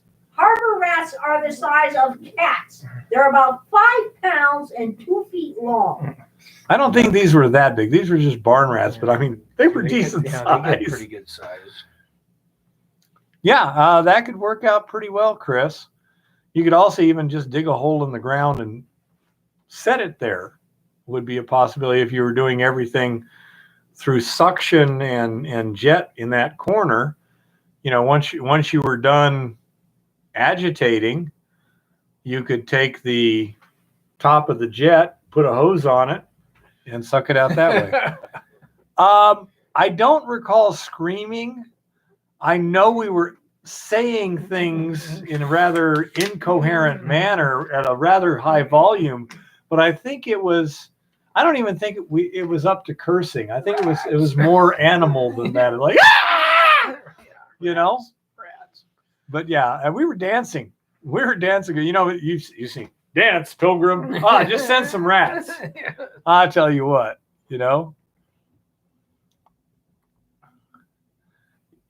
Yeah, in some cases you could probably do that, Kodak.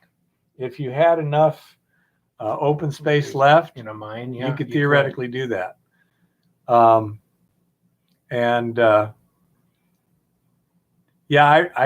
kind of remember that. It's from the Princess Bride, but I forget exactly what it stands for. Yeah, but it's that's one of the things you could potentially do to avoid a lot of regulation.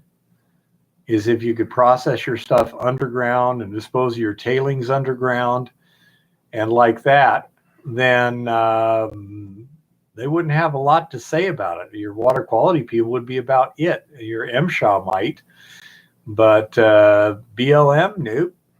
You know, if you had a water supply down there and stuff, yeah, pretty much. We were the dancing. Well, what were those three black guys that were such amazing dancers? The Nicholas brothers. The Nicholas brothers. Yeah, we were trying to imitate the Nicholas brothers, but we weren't nearly as good or athletic. If you've never seen the Nicholas brothers dance, check out. Look up Glenn Miller, Chattanooga Choo Choo, or Glenn Miller Kalamazoo with the Tex Beneke group. Yeah, they're amazing. I mean, it's nothing like not Gene Kelly. Fred Astaire. Fred Astaire. Fred Astaire actually learned a few things from them. Yeah, these Michael guys. Jackson stole a few ideas from them. Yeah, they make Michael Jackson look like an amateur. That's amazing. You know, Kodak, there's legitimacy to that if there's enough void space already to work from. And there are in some mines. I have seen mines where you could make that happen. Not Montana B. But it's a definite thing to keep in the back of your head when you're looking at a circumstance. Because, yeah, one thing we're looking at in Montana B is there is a large stoped out area that we may use for tailings disposal, where we're actually hauling the tailings back to the mine to dispose of them if we need to do it in a manner to meet environmental regulations. Yeah, rodents of unusual size. These were rodents of unusual numbers. Twinkle toes and bojangles, huh? Well, Randy called me whatever he wanted to because he was bigger, stronger, and faster. Yeah. And that is no joke. He is quick. You know that whole thing where you go like this? Yeah. Yeah. I don't have a chance against him. Yeah. I mean, he will beat me 100-0. And I mean, me trying as hard as I can. Yeah, I just can't get him. He's that quick. Yeah. No, he's got that quick of reflexes. Right. Can respond. Yep. So, anyhow, I know it's coming up on time for the tinfoil hat report here soon. Not quite yet. So I'm not going to start a big subject. I am giving people the weekly shortage report from my stores. Okay. What did you do this week? Was up and staked some more claims, and looked at some more rock. We identified another skarn area that we kind of knew about, but it was kind of on the periphery of what we're looking at. So we thought we better go take a look at that. And we ended up putting in some more claims on some of that. How is the weather up there? It had snowed, I think, a week ago. Wasn't it there snow already? Yeah, Monday when we had snow. And then the days we were up there was absolutely gorgeous. Frozen in the morning, but in the afternoon it was t-shirt weather. Where we were at, it was windy. Yeah, it was supposed to be windy, but it wasn't. It was absolutely just gorgeous. Yeah, the first day it was pretty damn windy during the day, and it was cold. Okay. That was in the evening. The next day it was windy all day long and not as biting cold, but it was still pretty windy. And then that night it was, strangely enough, it was windy till pretty late. I don't know, pretty late. It was warm enough that, we had the vent all the way open with the heater on in there, and I was laying on top of the comforter. Yeah. No, Chris, first of all, we always wrestled because wrestling is easier to control, and it was to submission, and he did not abuse me, but he asserted his authority, but we would wrestle. I would almost always lose, and it was not a fight. It was just a contest, so to speak. Taught me a lot of good reflexes in scuffling. And it helped out a little bit when I was a security guard. Okay, Chris is asking, any nice auxiliary minerals in that skarn? Well, that was probably part of one of the reasons we actually were covering it, Chris, because it's got fairly high moly over in that area, and there's quite a bit of tungsten and scheelite. And it's like, well, it's close enough to what we're doing that maybe having it and doing some geology on it later would be worth it. It might pay off someday, or it might be worthy of a drill hole in that area at some point. And in what we're doing, we're trying to cover all our bases so that we don't have somebody move in next to us and then there's a problem later on. Yeah. So we're kind of trying to cover everything we can right now up front. Yeah, you want to have more elbow room than you need. I mean, it's getting real damn expensive, but it's you either do it now or you may not have an opportunity to do it later. Now, are you paying for this out of pocket, or is it the company that's we're paying for it, but they're covering most of our costs on everything at this point. Okay. So we're in pretty good shape there. Okay.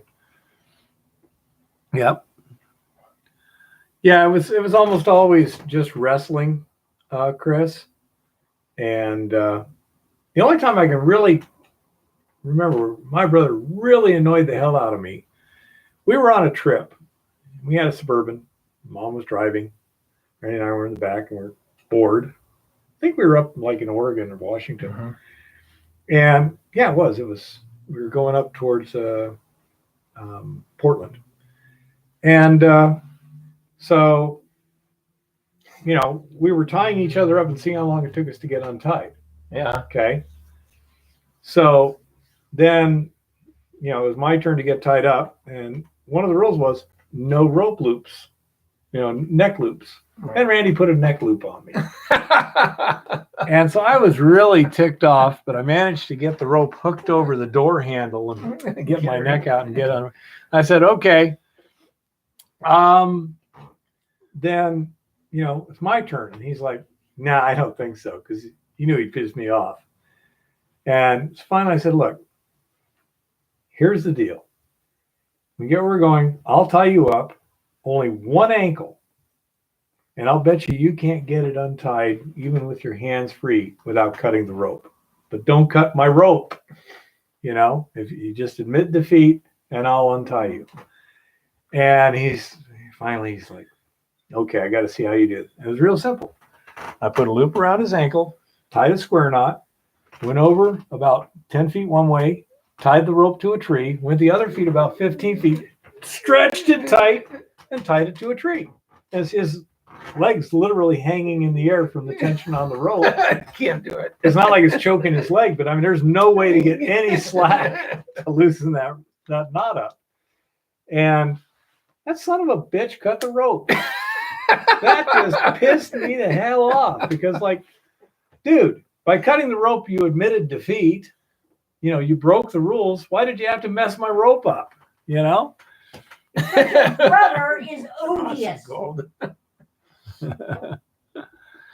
Public service announcement. His brother is odious. Not really. Yes, he is. Who got left on the roadside? Nobody. Mother would not leave us by the roadside, although she might make us wish we'd been left by the roadside. Yeah. Yeah. I don't remember the 3-pound hammer handle being taken along on the trips. I'm not sure. We had one at home. It was like a 2-pound sledgehammer handle that had been flattened on both sides a little bit by my father before he died. And it came out very rarely, but when it did, you remembered it. Yeah, Kodak. The Aussies have a totally different situation. Yeah. Okay. We're about to get kicked out here.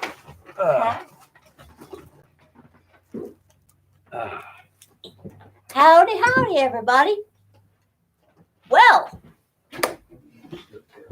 before I say anything else, I must pay special homage to Little Red Lying Hood. Senorita Circle back there, who is supposedly the mouthpiece of the administration. Isn't that when the vice president?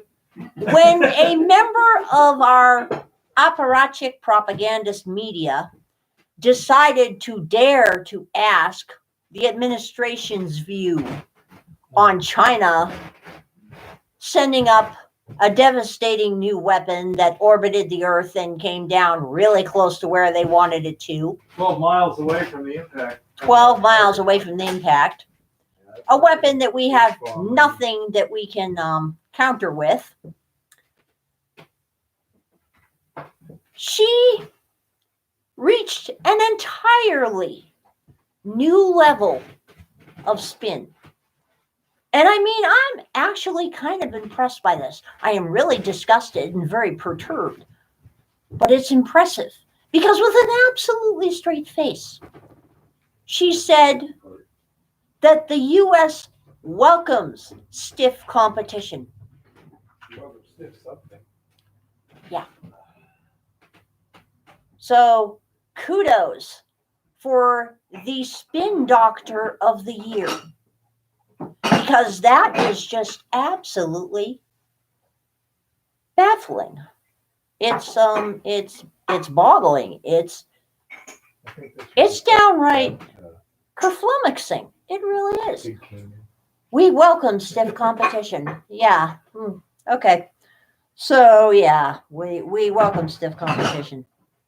She can continue thinking that. Well, she welcomes a stiff something. Was a mouthpiece for a reason, right? Bad bear. I hope none of you heard that. That was absolutely awful. Okay. I mean, that's just, wow. Chris said he'd been kicked out the door before the stop sign and left to walk to town.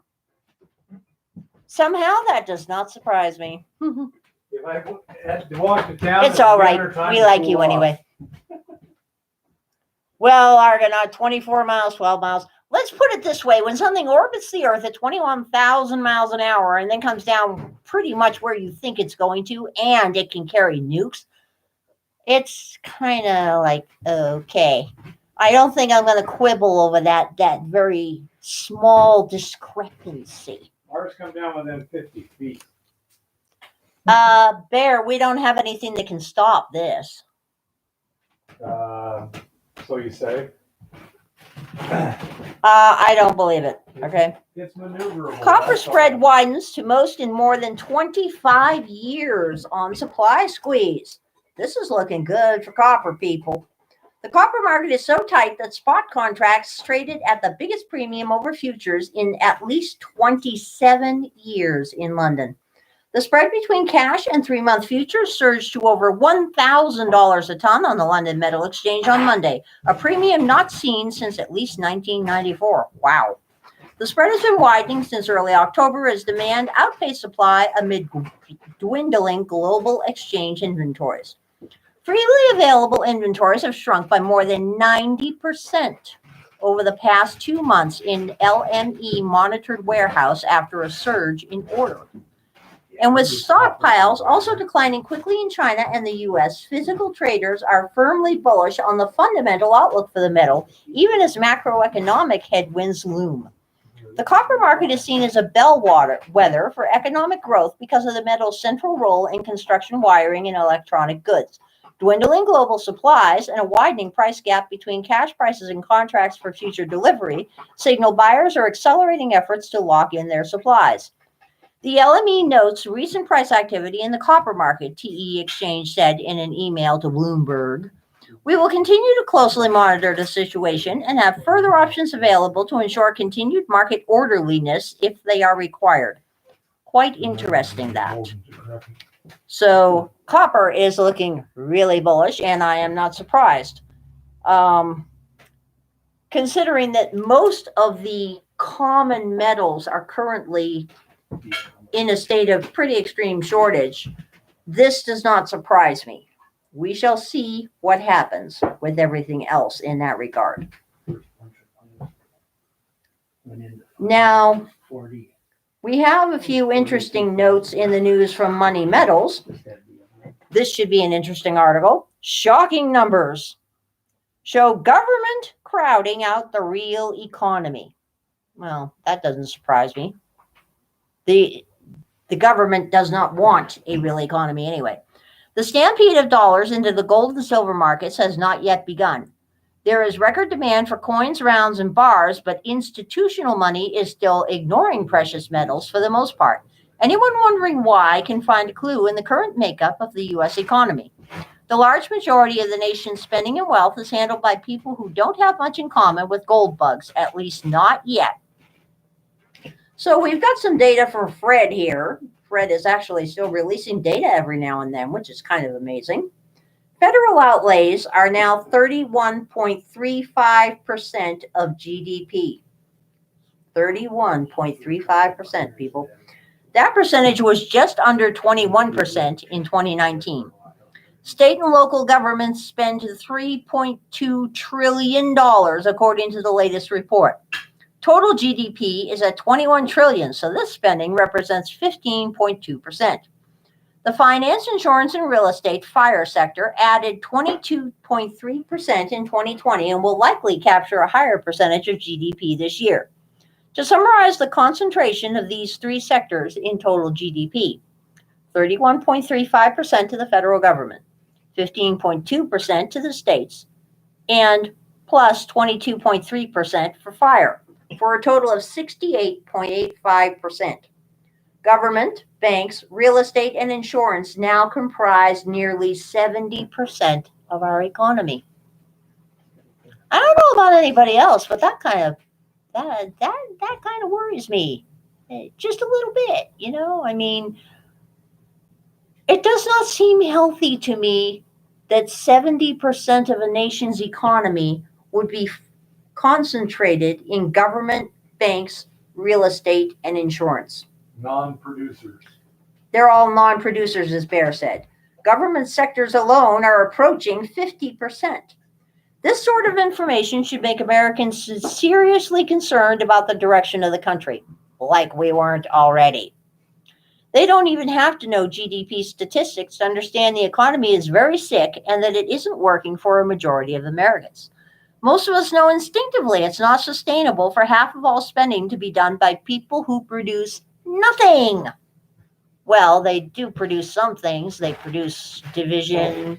They produce stagnation. They produce taxation. They produce regulation. But they don't produce anything useful. Yeah, Goldstream, government does take 70% of our money one way or another. So, yeah, it makes sense.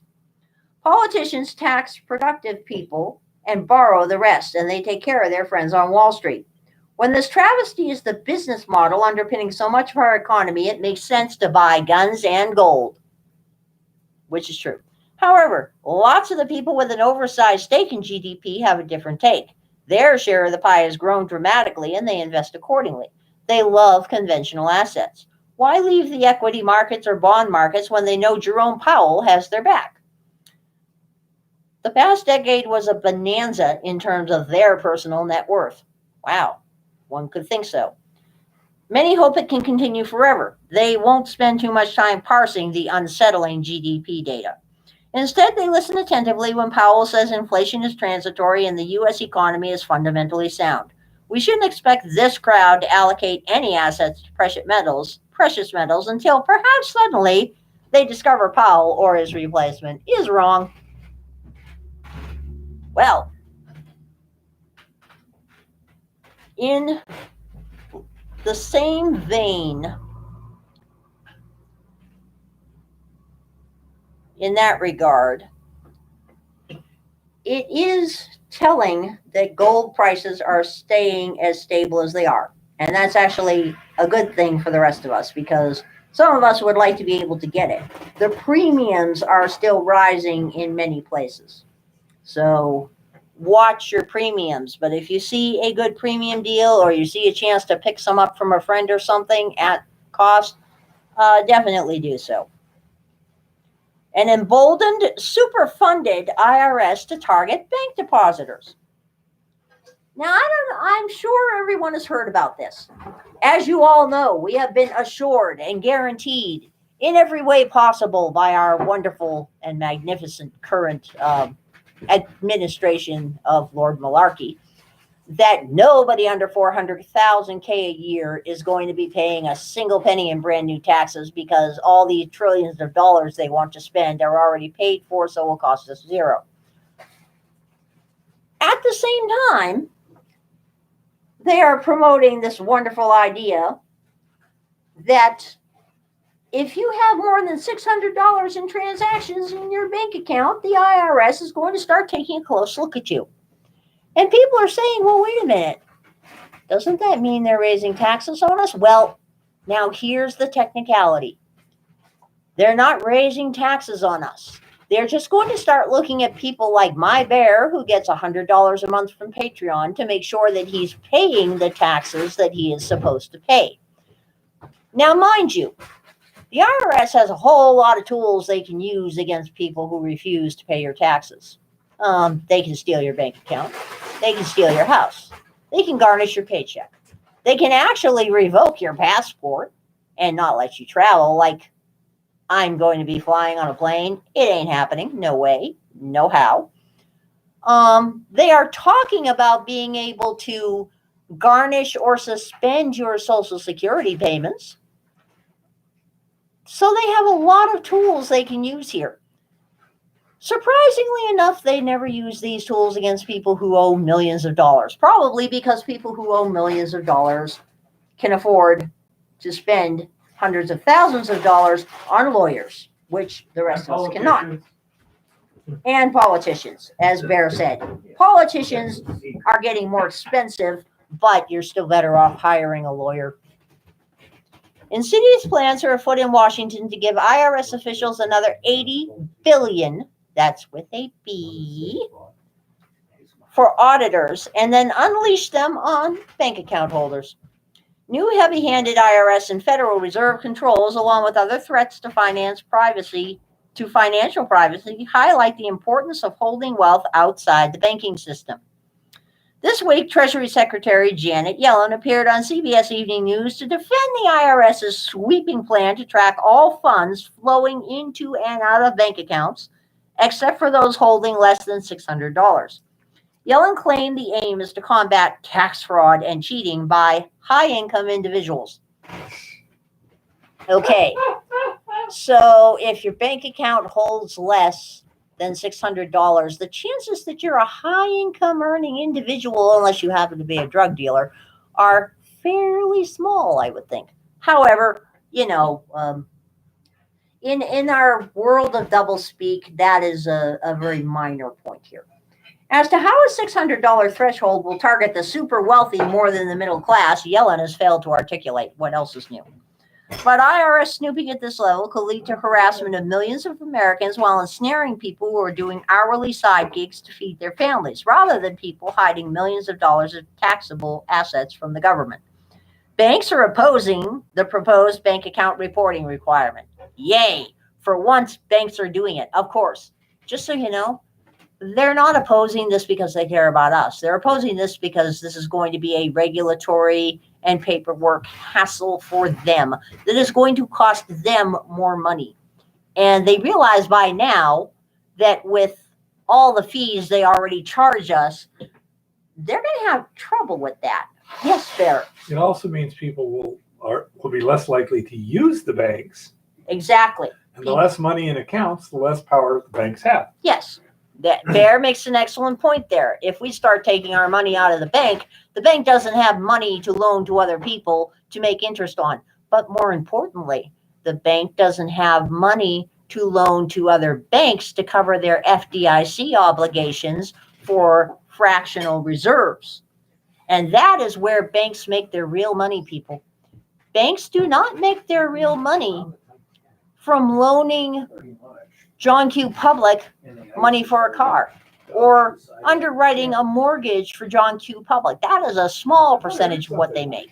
They make their money covering cash shortfalls in other banks. They loan money behind the scenes from your bank account to other banks for anywhere from 15 minutes to 24 hours at interest rates that really, really add up.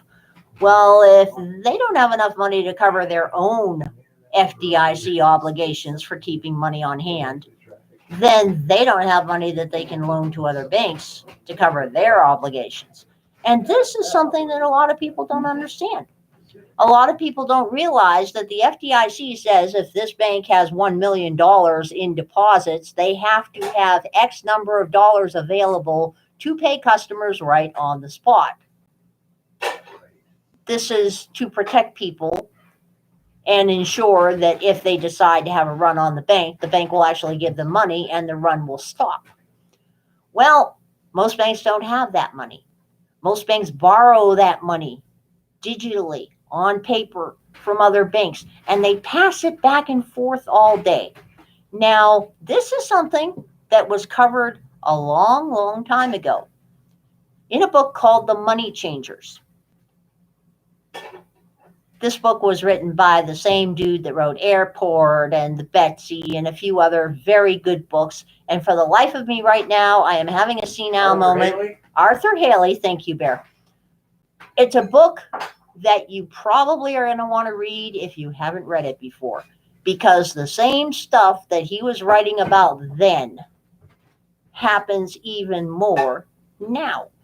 And this is why banks are fighting this regulation, because this regulation is going to stop people from keeping a lot of money in bank accounts. And it's not only going to cost them money to do all this paperwork and to let the government track things, but it's also going to hamper their ability to use the money that you do keep in the bank to earn double-digit interest, short-term interest, 24/7, 365 days a year. This is why they're fighting it. Now, I am all in favor of them fighting it, okay? I am glad that they have an interest in fighting this. I don't like the reasons they have an interest, but hey, you know, my enemy is doing something that I absolutely like, so that's fine with me, you know, and that is why crypto is catching on Goldstream. And yeah, Argonaut, they want us to abide by existing law. But, you know, I mean, realistically speaking, most people like us, self-employed people, people that have done gig economy, at least in the past, are aware that that law exists. They're aware that if you are a serial yard sailor and running a yard sale out of your house 2 weekends a month, 12 months out of the year, you're supposed to declare that income. We all know that. All of us know that. The number of us that actually declare it, that may be another story. Because if you are broke enough that you're flipping things and selling things on Facebook and Craigslist, or you're dumpster diving and cleaning those things up and selling them on Facebook Marketplace, or you're having a yard sale once a month in front of your house, or you're babysitting, because that's covered too if you make over $600 a year. Actually, I believe it was $1,200 as of last year. If you're doing any of these little odd jobs on a consistent basis and you are not a 14-year-old, the odds are good that you are either trying to build a business out of it so that you can quit a minimum wage job and be your own boss, or you are trying to make sure that you can actually pay your bills. Or you're one of those people that, you know, earns a couple of $100s a month babysitting or dog walking and doesn't even realize that you're supposed to pay on that. Because, newsflash, schools don't teach you about taxes. And if you call the IRS and can even get through to them on the phone, which, by the way, these days they don't answer their phones because COVID. If you call the IRS to ask a question about taxes, because their tax code online is so obscure that it's darn near impossible to decipher it, then the first thing you'll hear along the way here is a recording that says, you may not get accurate information. And if we screw up and tell you the wrong information and you follow our advice and you get in trouble, then we are not liable for this. Now, I don't know about you people, but when I call a tax agency, first of all, I expect them to actually answer the phone. I have run into people that have been trying to get anyone on the phone for months and have not gotten anybody on the phone.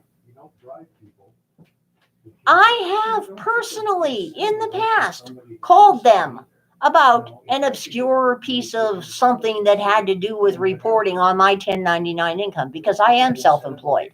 And I was like, okay, this part of the tax code says this is a deduction. This part of the tax code says this is not a deduction. This part of the tax code says it's a voluntary deduction. That part of the tax code said it's mandatory, so I could get thrown in jail if I fail to make this deduction. So, being an absolute idiot, I called the IRS. I got them on the phone after about a half an hour of wait time. So I asked Agent A. I said, okay, this, and this tax code appear to apply to this situation. Which tax code actually applies to this situation? Since these 4 tax codes are mutually contradictory, none of them went along with any of the others. There was literally no way that you could satisfy all of them. And there was only a 30% chance or so that you could satisfy 2 of them because government math is like no other math on this planet. So Agent A gave me one answer. And I said, well, but that violates the one that says if I don't do this, you will throw me in jail and penalize me with 300% penalties. And he says, oh, well, let me transfer you to Agent B. So I get to Agent B. Agent B gives me an entirely different answer. And I said, excuse me, can I speak to your supervisor? About a half an hour later, I get to Supervisor A. Supervisor A tells me, don't worry about it. We never look at this stuff anyway. Okay. We're talking something that if I do it wrong can get me jail time and 300% penalties. And you're telling me don't pay attention to it. We don't pay attention to it anyway when I am in a tax bracket that is known for getting extra audits. And the other nature of the deductions and the profile of my tax file puts me in an even higher risk for an audit. So I was like, okay. So I ended up going with the one and only option that said that if you don't do this, you go to jail. But this is the problem. We don't teach people basic tax information. Our tax code is so complex that I defy the Oracle of Delphi, should the Oracle of Delphi still be alive at the moment, to figure out our tax code. You can get 10 different answers on a problem from 10 different accountants. You can get 10 different answers on a problem from 10 different IRS agents, and the IRS agents cannot be held to their answer. Even if they put it in writing, they cannot be held to their answer. And they cannot be penalized if they do something that lands you in jail because you listened to their advice. So, on top of that, you have the fact that they simply don't enforce a lot of things. I know plenty of people that more than went over the income threshold for Instacart, for instance, that got their 1099 and was like, what's this? And when I spent an hour explaining to them what they were supposed to be doing to be compliant with taxes up to this point, they said, well, nobody told me that. Well, first of all, they never read their contract because their contract says that you're responsible for figuring out what your tax liabilities are going to be and getting the appropriate tax information. And then they said, well, what do I do now? And I'm like, well, you fill out all these forms. Well, how do I fill out these forms? Where do I get these forms? You used to get these forms at the post office. Post offices don't have them anymore. As a matter of fact, IRS offices don't have them quite frequently. It's rather odd. So you have a system. Yep, that I have seen. Argonaut. I have also run into people that got in trouble with it, which is absolutely ridiculous. And so if an ordinary person who is self-employed like me actually wants to pay their taxes and is very motivated to pay their taxes and has to spend several months sometimes trying to figure out how to pay their taxes, it's a little bit ridiculous. And if you are in a system where nobody has ever told you that if you make $1,200 in a year running professional yard sales, you need to declare it, where nobody has ever told you up to this point, like eBay, oh, you sold $1,500 last year on eBay, here's your 1099-KE, I believe it is, or a 1099-K. A 1099-G, by the way, is wins and losses from gambling. I think it's 1099-G or a 1019-G. If you never get the forms and nobody ever tells you what the forms are, and you go to a volunteer tax advocate at an outreach center and they say, I've never seen one before, and I have seen that happen to people, it's no surprise that there are a lot of non-compliant people. And I can almost see the IRS's justification for this, because it's a lot easier to intimidate a fraction of a percent out of 90 million people than it is to get $4 million out of Al Sharpton, who has $1,000 an hour lawyers on retainer and a big publicity machine. So I can see the point here. I mean, they are looking at a way to grab spare nickels and dimes from people who can't afford to give up those spare nickels and dimes. I can see the point. That does not mean I agree with the point. I will go on the record right now saying I find income tax to be immoral and it is theft. This is not a moral way to tax people to begin with. So, back to our article.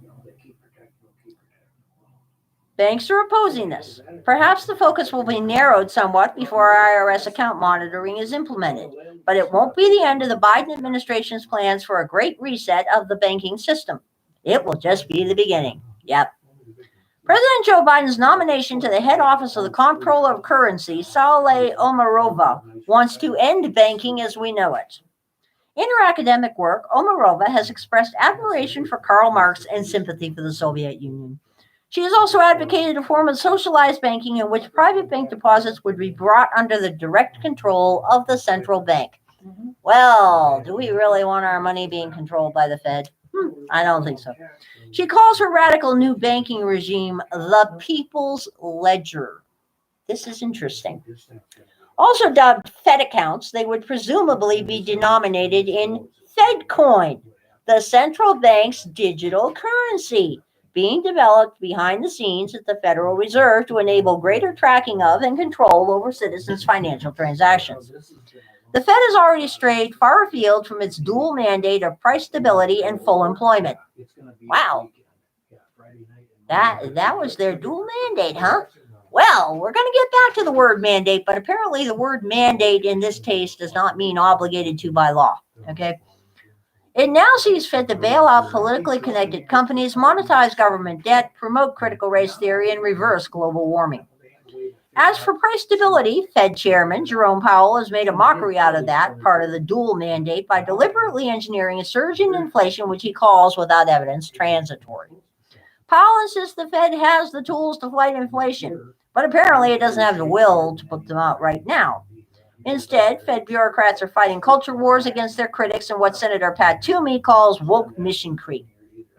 According to Fox Business, the Philadelphia Federal Reserve is promoting critical race theory through its Reinventing Our Communities program and disparaging people who argue for race-neutral policies. The Philly Fed specifically links to materials that attack Manhattan Institute senior fellow Christopher Rufo, a leading opponent of Marxist-inspired critical race theory. Rufo responded wryly via tweet, still laughing that the Federal Reserve is promoting decolonizing the atmosphere. Decolonizing the atmosphere. Well, that's an interesting statement. And targeting me for shutting down critical racial equity work. Focus on inflation, you idiots. I agree with him. Unfortunately, there's no political mechanism for the public to hold the Fed accountable when it fails to adhere to its statutory mandate. Now, there is a better word, statutory mandate. Unlike some other mandates we'll be discussing, this one is a mandate by law. Interesting. Federal officials claim they must maintain their independence. Toward that end, they employ professional lobbyists to ensure any legislative efforts to audit or bring greater transparency to the central bank activities fail. The most powerful mechanism available for citizens who are fed up with inflation is to de-dollarize their personal finances. Holding large amounts of cash in bank deposits is becoming increasingly risky.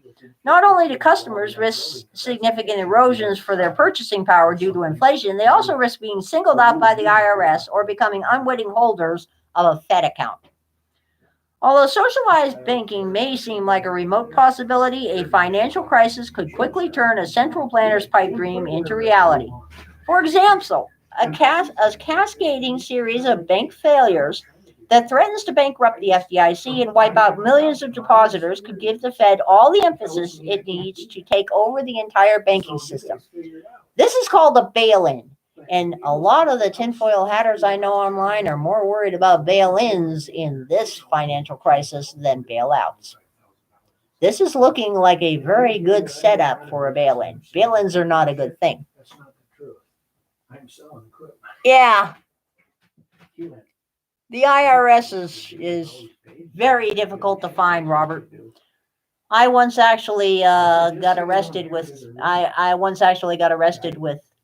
threatened with arresting and being tased in an IRS office because I was trying to pay cash for my taxes, which happens to be absolutely illegal.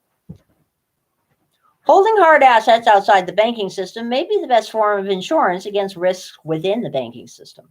And precious metals, being tangible forms of money, are at the foundation of any strategy to protect against risks inherent in the fiat currency regime. Long before the Federal Reserve System came into being in 1913, gold and silver backed the US dollar.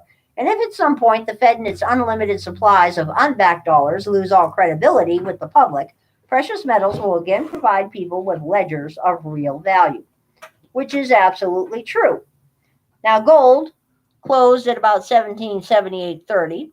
Silver closed at about 23.47. Platinum's at 1,056.35, and palladium's at 2,068. And predictions are still holding firm that gold could go over $2,000 within the next 6 months. It could go over $5,000 within the next year and a half, and silver could see $40 to $50 within the next 6 months. So, yeah, if you can get it, hold it. If you can't get it, that would not surprise me in the least at this point. Argonaut, if so, that's something new. The Taxpayer Advocate Service or the Taxpayer Assistance lines the IRS had, you got answers. They were not legally binding. You were still responsible for anything. I think the only thing you get out of is a penalty. But if the IRS said, no, that's wrong, you still had to pay the tax. If you're correct, that is something new. And of course, Zero Hedge has a whole lot of really interesting stuff that we can't discuss at all, so I suggest you go there. And speaking of mandates, the word has gone forth from on high in the District of Corruption and Kleptocracy that OSHA is going to be putting out a mandate and a set of guidelines that will cause all private businesses with over 100 employees to have to mandate vaccines for their employees. This is quite interesting because rumor has it, though I have not been to the Federal Register today to see, that OSHA was going to somehow accidentally, probably on purpose, not post this on the Federal Register for the required 60-day comment period for the American people, and they might not post it there at all until they have actually implemented it, which would, of course, be illegal, but I don't expect them to follow statutory mandates. Now, on the matter of this mandate, in theory, they do not have the authority to put this mandate on the civilian population at all. They only have a very limited authority to put this on federal employees, less authority to put it on federal contractors, no authority at all to put it on the rest of us. What I found interesting when I read the little blurb on it, and I tried to find the same blurb again, but somehow it's managed to disappear. I have no idea why that happens. But apparently OSHA said that the companies that did this, be it Southwest or, Tom's Plumbing with 101 employees, whoever it was, the companies that mandated vaccines would be exempt from VAERS reporting requirements. Now, for those who are not familiar with VAERS, VAERS is Vaccine Adverse Event Reaction System. Recording system. Reporting. When you get a vaccine, if you have an adverse reaction to this vaccine, and it is in the testing period, or in this case, in the emergency authorization, though they're now trying to say you don't need to report to VAERS if it's an emergency. This is the one time when you should be reporting to VAERS, of course. A doctor is supposed to fill out a VAERS report. The reason doctors and hospitals very seldom fill out VAERS reports, except for vaccines for children, is because on paper in the old days, the VAERS report used to be about this thick. And it would take about 2 hours to fill out. And then they'd be calling you back forever and ever and ever to investigate the claim. These days, the VAERS report is a PDF file. It's a very large PDF file.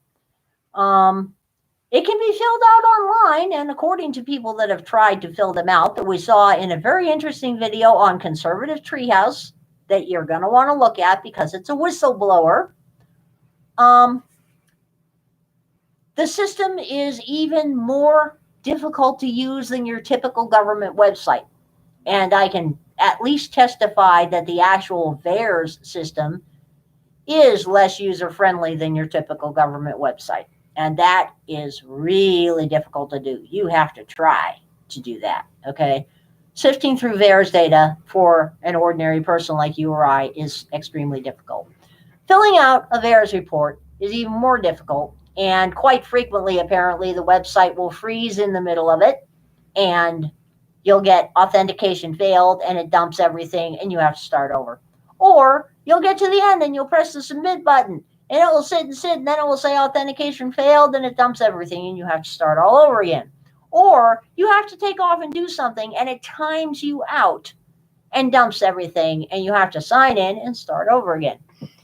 Apparently, companies are going to be exempt from filing VAERS reports if their employees have an adverse reaction from the mandated COVID vaccine. This is quite interesting. There was a little note on the end of that paragraph that said, however, individuals, as in you and me, John Q. Public, can still file a VAERS report. Well, that's fine, great, and wonderful. But amongst the information that you need to have for a VAERS report is the lot number and serial number of the vial of the medication that was used on you that caused you to keel over and break out in hives and scratch yourself to death, or break out in anal sphincters and poop all over the place. You have to have that information. You have to show where that came from. You have to have a medical professional that they can contact for the full details on this, which means that even if you could file one of these reports anonymously, and I don't believe you can anymore, who's the health official they're going to contact? If you got this thing at work at your factory, did they hire a team to come in and give them to everybody? Or was it done by on-site medical staff? Is your boss going to find out that you reported an adverse reaction? That's a set of questions that nobody has been able to answer so far. We shall see what happens with this. They apparently are planning to update the regulation so that there is a religious exemption in there. But until it hits the Federal Register and I have a chance to wade through the whole thing, I don't know what's in it. And until they put the whole thing on their website, which CDC tends to hide things on their website, and OSHA does too, I'm not going to know what's in it if it's not on the register either. So we shall see what we shall see on this matter. Currently, a lot of lawyers are already filing lawsuits on behalf of people that are naturally immune, that don't need a vaccine, that are fighting this. And as we have seen, a lot of people are taking their vacation time and probably using it to job hunt while they do so. If this actually sticks, and it should not stick legally because it violates a whole bunch of stuff, then it's going to be absolutely devastating for the economy. I mean, there's basically no other way around it here. It's going to be devastating, which would not surprise me because our administration has announced recently that part of the goal in defeating the pandemic is to completely redefine the American economy. What they want to redefine it to, I don't even want to know at this point because these people have some really sketchy ideas. But I will be keeping an eye on that issue to see what comes up. In the realm of shortages, the shortages continue. I have been reaching out to various parties hither and yon in a large number of industries and people that work with supply chains, people that work in logistics, people that work in shipping, people that work in trucking.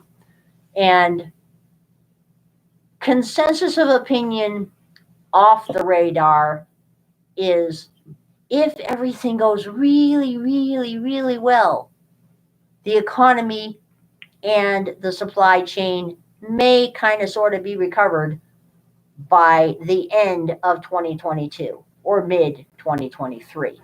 Now, of course, Lord Malarkey and the apparatchiks in the media and various talking heads are well known for being very good at executing plans, aren't they? Yeah. Oh, he does great.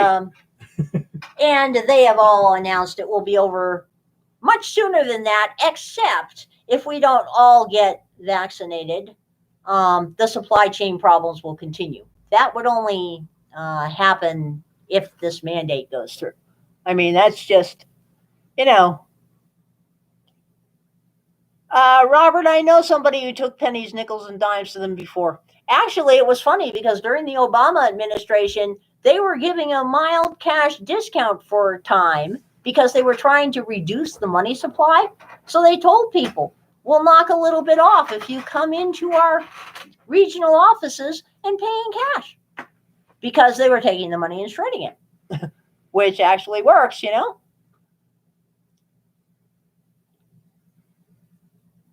Well, Argonaut, the thing is, I know plenty of people who have never gotten a straight answer from the IRS, including people that talk to the advocates. And I have actually gotten more accurate information from the volunteer income tax people, the retired accountants at VITA, than I ever got from an IRS, which is really funny because it turns out that a lot of the VITA volunteers used to work for the IRS for a long time, which it makes sense, and they've had time to straighten things out between now and then. They had time to decipher things once they retired. But where we are now in the supply chain is the general consensus of opinion behind the scenes is it's going to get worse before it gets better.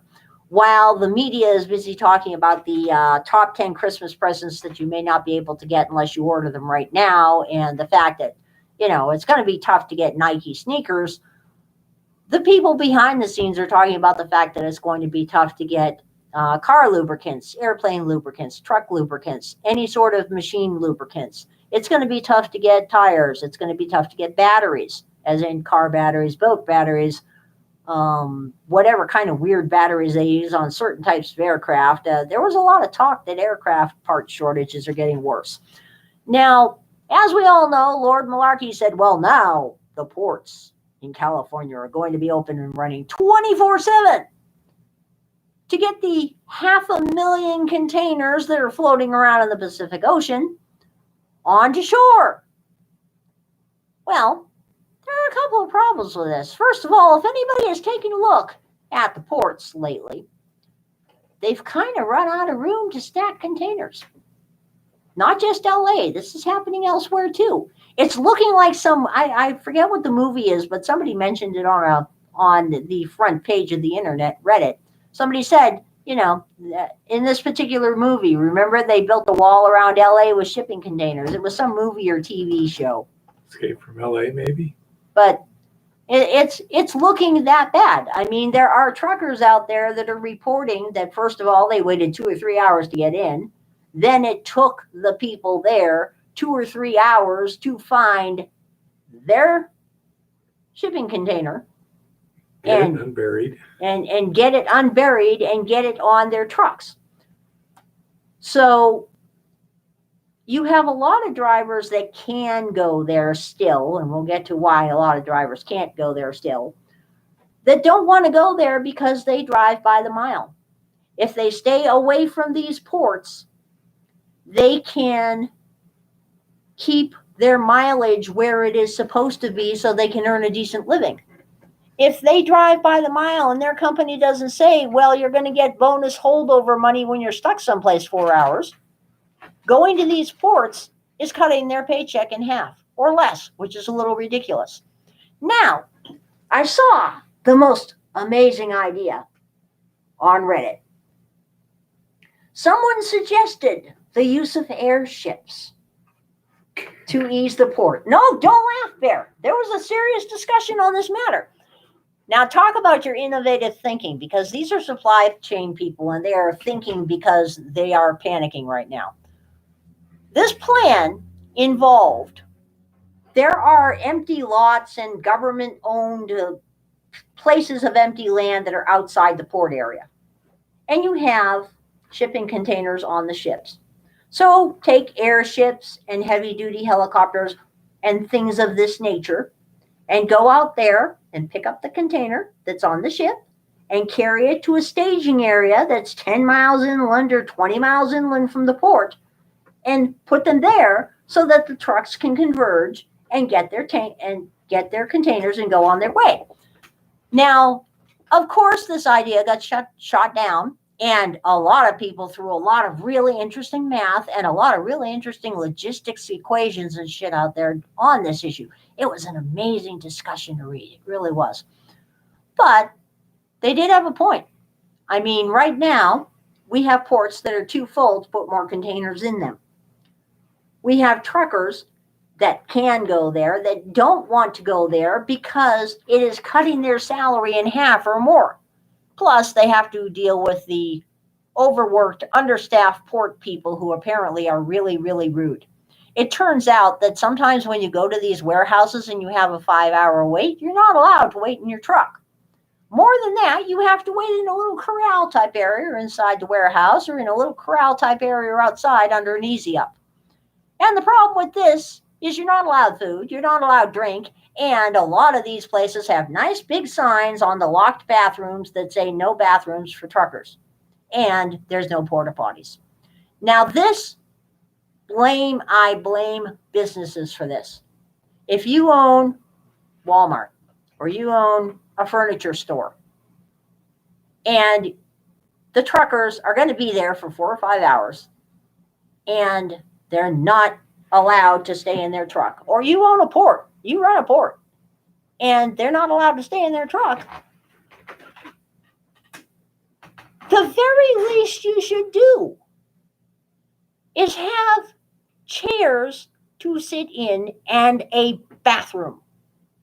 You should not be able to tell somebody, you're going to be sitting in this spot for 4 hours, you are not allowed to go to the bathroom, and by the way, you can't eat or drink anything either. That is just ridiculous. Shame on businesses that do that. I am sorry, that is just absolutely ridiculous. You at least have freaking porta potties out there, which leads to one of the other problems. There are regulations in California now that were passed by Newsom, apparently,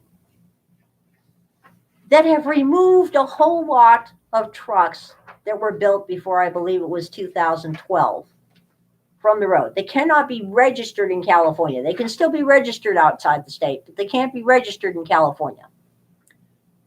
And AB 5 is currently being challenged by the trucking industry because AB 5 was supposed to rein in gig employers who 1099 people and made them work like slaves.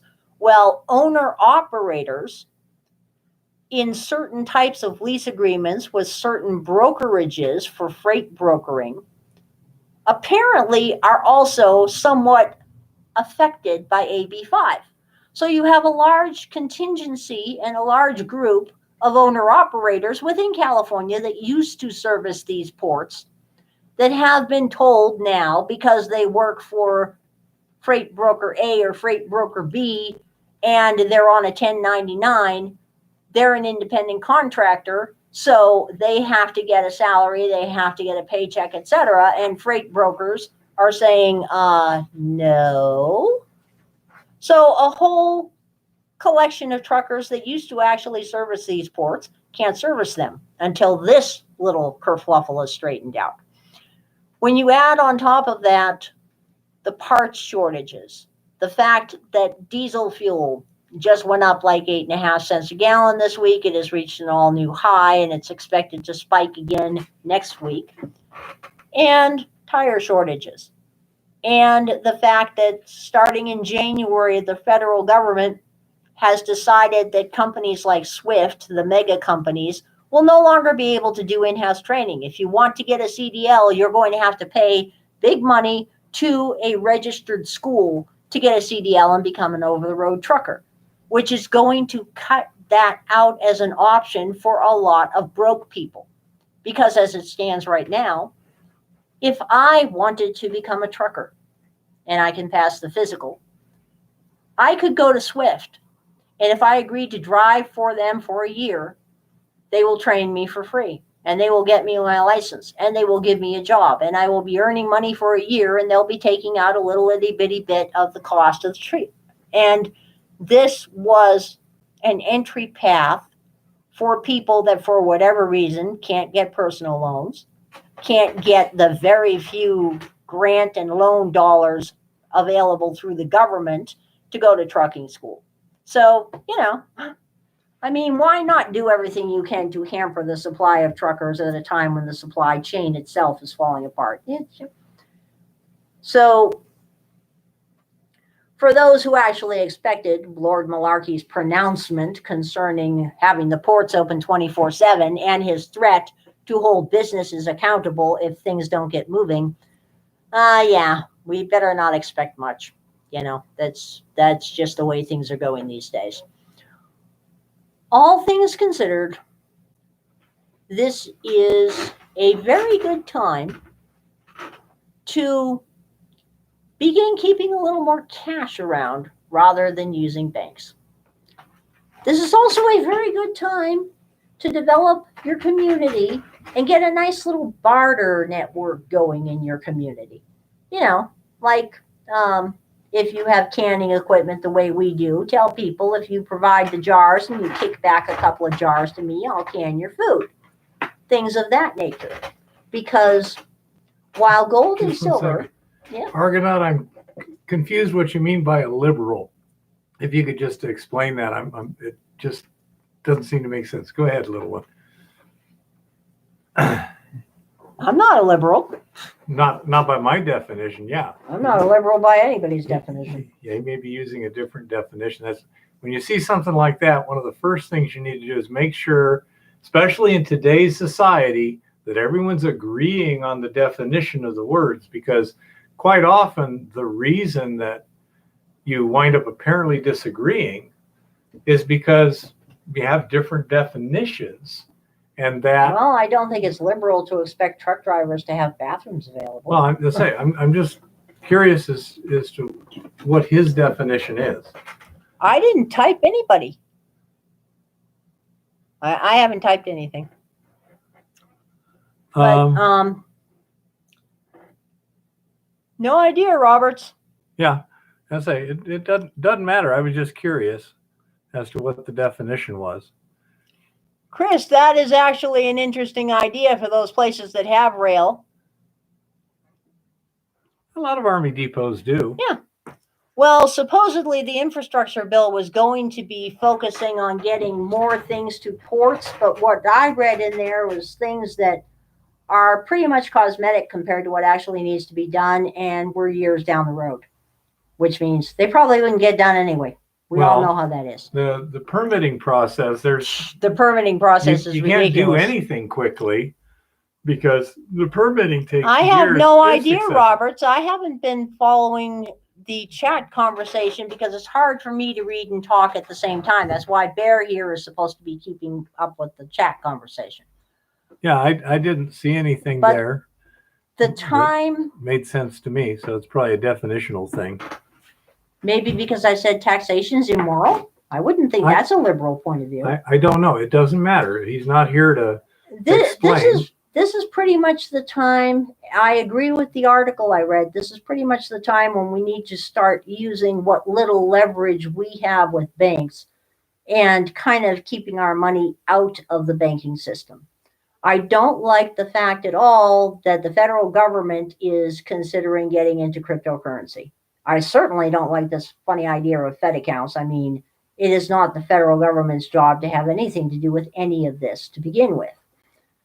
And we can expect the supply chain to continue to be extraordinarily messed up for a very long period of time. How that affects each different part of the country is going to be very different because most people have no concept, and I just barely have a grasp of a concept as to just how complex our supply chain is. There are 4 or 5 major sectors of it, but within each industry, there are multiple branches involved here. There's all kinds of weird things that are there that nobody knows about but the people that work with them. So this would be a good time to take inventory of the things you use for a month and figure out the things you actually need to make sure you have around and make sure that you have a few extras of them around. In our case, I'm going to start looking for more car parts because it is apparently, I am not the only person who has noticed that car parts for older Chevys are getting a little difficult to find. And I would prefer to find them while they're still there. So I am going, I have no idea, Chris. None of us know what happened. Argonaut decided that somebody, maybe me, was a liberal when convenient, and I'm not. I don't think I've said anything liberal. Maybe somebody can tell me. Yeah, I agree. I didn't. And yes, actually, Roberts, a lot of places are beginning to ration TP. Some Aldi's, and some other grocery stores are beginning to ration certain canned vegetables. I have seen limits put on meat in certain areas, like in certain Southeast grocery stores. People were talking about how, you know, the sale meats, you were limited to 1 package, and it wasn't really a sale. And by the way, apparently tri-tip went up like 50% in price in 2 weeks in Costco. So all kinds of things are going on. And if anybody sees any interesting things, or start asking your local managers, if you happen to be buying parts at AutoZone or somewhere, say, hey, what's missing? Because today, you know, I mentioned supply chain shortages to my insurance agent, Farmers Insurance. And I said, what's affecting you? And he said, windshields. There is apparently an ongoing shortage of windshields. And of course, like Hey, Tricky. like most farmers' customers, we have glass coverage. Apparently, there are some people that have been waiting up to 6 months to get a damaged windshield replaced because there's a windshield shortage for their particular model of car, and it seems to be spread over quite a few different models. I agree, Tricky. So, I'm more perplexed than anything just else. start asking people. You know, when you know somebody that orders for a company, say, hey, what are you noticing that's missing? Or, hey, have you been told there's going to be any shipping delays? Because that's how you find out what is going on where you are. And where you are may be very different from where I am, where Chris is, where Tricky is, where anybody else is. The things that I have plenty of, you may not see anymore. So figure out what you need, figure out how much of it you need, and then go out and find it so that if it becomes unavailable where you are, you have it. If it doesn't, you have it anyway because the prices are going to go up and you're going to use it. Energy is slated to go up 54% this winter. It's already gone up 40% over last winter. So, you know, I think the 54% is a little bit of an optimistic figure for some parts of the country. But anyway, that's all for this week, folks. And if anybody finds out what that was about, let me know. Later. Well, I hope he comes back for the mining part. Yeah, well, I suspect it's more, and again, this is just a guess. I'm not saying anything.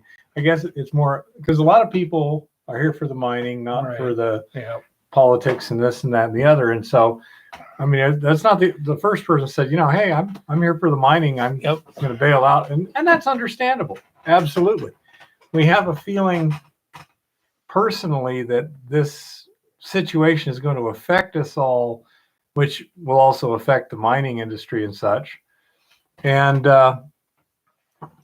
and now Tricky's taken out again.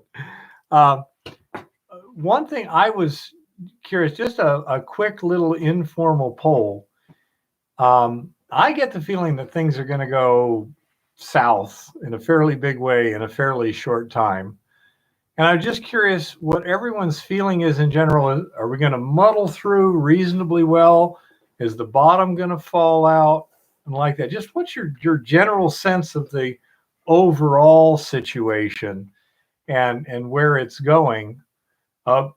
Because it doesn't matter if your mining is going great if everything else falls apart, you know? Okay, Thanks, he was just saying later to you, little one. Yeah. Later. So if people would like to comment and just a general thing, muddle through, go to hell soon, you know, in a couple of years, whatever. Just, you know, just a quick, real short thing of a survey. Yeah, I'd like to do a little informal survey here of what everyone's mindset is and what they think is going to happen. As my daughter will tell you, I'm always the ultimate pessimist, and I'm always terrified of everything that could possibly go wrong. Of course, it's kept me alive and comfortable numerous times, but anyhow. Yeah, when you feel that something's not right, it's probably not right. Yeah, and I'm just curious what your feeling is. Now, let's see. I'm not really sure what you mean by that, Patrick. You are interesting to try and understand at times.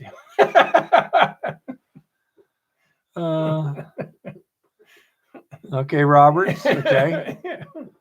David agrees with you. Arizona sucks rocks. Yep.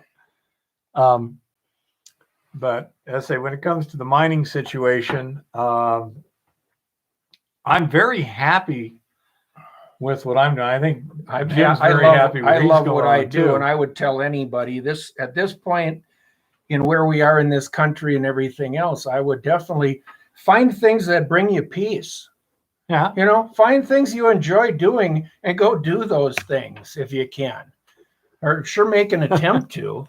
I'm doing my best, Patrick. I agree. I mean, it hasn't been all roses for any one of us. There's times that you're going, man, did I make the right choice doing this? But you just try to make the best of it, and hopefully it all works out in the end. Okay.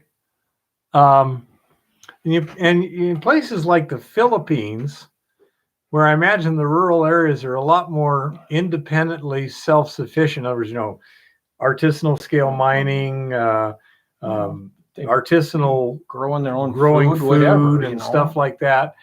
It's going to be a lot different situation than in a big city like the Los Angeles Metroplex. If you disrupt the supply chain, it's going to have a much different effect than it would be in rural Philippines. Yeah. They'll simply, start eating, bananas and taro root and things like that. I don't know. No, it's, this is a good time to evaluate your life and find things you like to do. Yeah, do those. Kevin's in Oregon there near Portland, and he says already gone to hell. Yeah. Yeah, someone in Minneapolis, right? Yeah, I talk to a friend of mine. We talk almost every day. He says the same thing. And he said, yeah, it's gone bad. It's just turning into a whole different place. I heard that. I was listening to a video on Bill Whittle today, and they stated that, and I don't have any independent verification, but the office occupancy rate, the commercial occupancy rate in downtown San Francisco is 10%. Now that's true. That's just catastrophic for the building owners. There's no way they can, make their payments with that. So it's those sort of things would be pretty big. Well, they did a survey recently, and something like 50% of people said they were planning to move out of San Francisco. Tricky has a banana plantation. That's why he's after gold. That's a good one. And Tricky, you apparently know a fair amount about it. You're approaching it. The questions you have, the information you have, are at a much higher level than your average prospector level person. So, I'll also put in a little thing for Gruber Ned. Yep.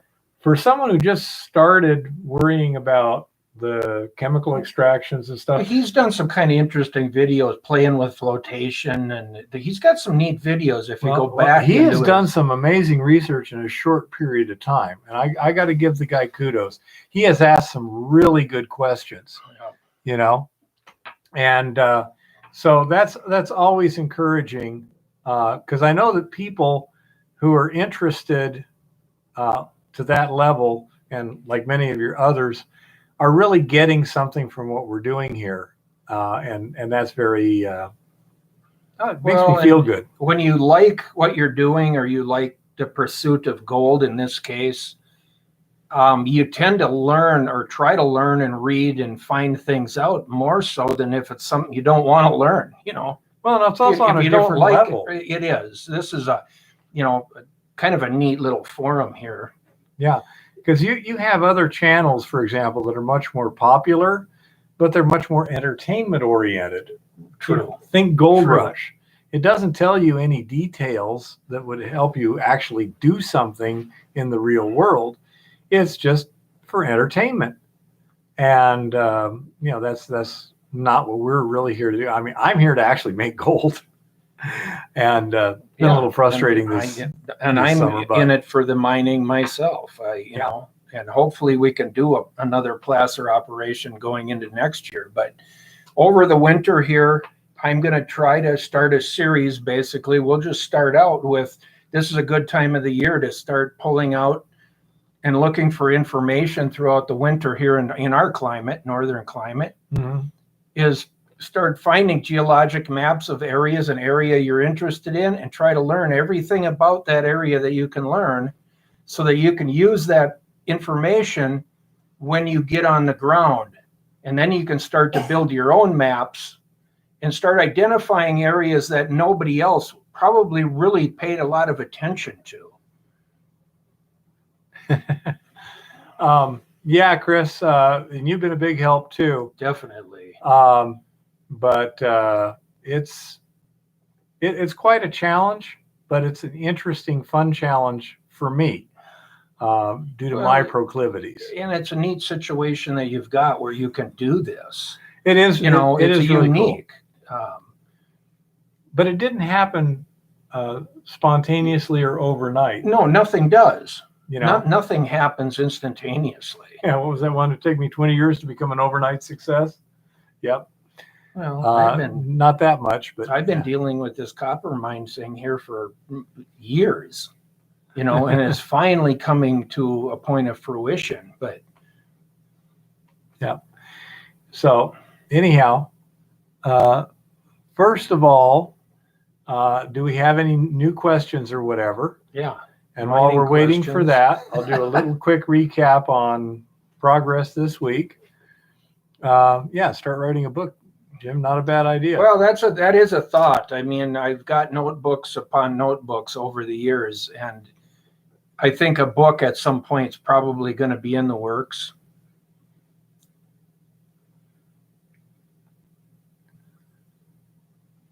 Purifying mines. One of the problems you may have is what's called surface passivation, gold miner.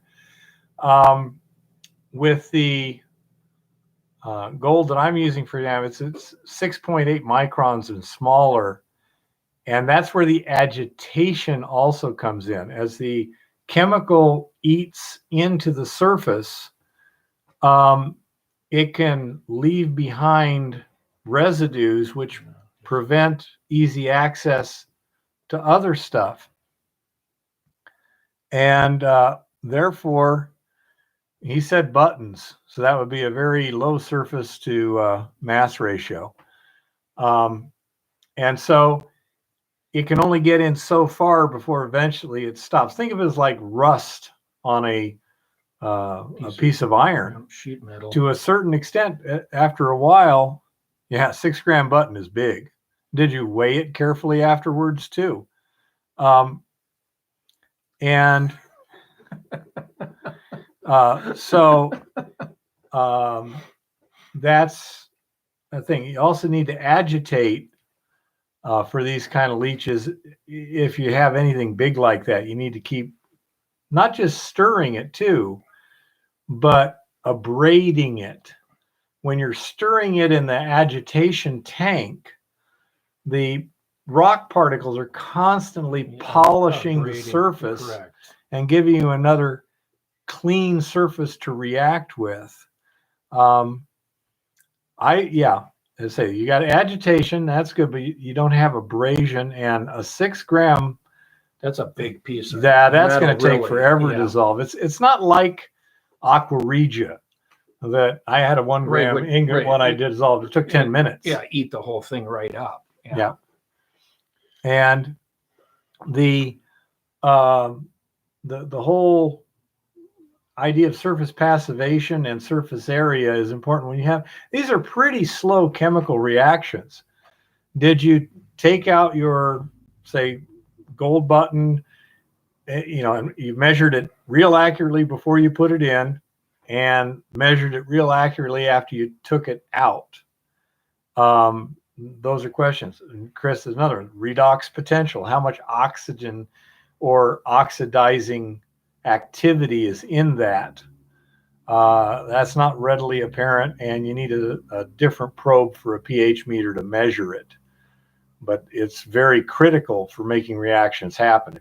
That's why with cyanide, if there's no oxygen in the solution, it won't dissolve anything. It won't dissolve gold at all. That's where the Merrill-Crowe process, the Merrill was adding zinc to precipitate it. The Crowe part was removing the oxygen first so it doesn't redissolve the gold. Okay, so you lost 0.033 grams. And how long was that? Let me look here.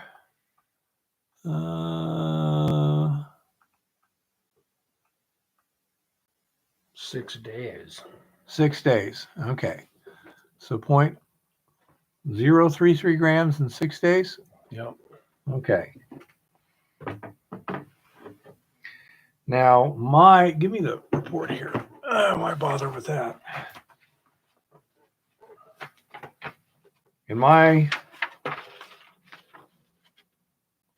This is a different thing, but yeah, I mean, the whole amount of gold in solution that I started with in my sample was 0.0456 grams.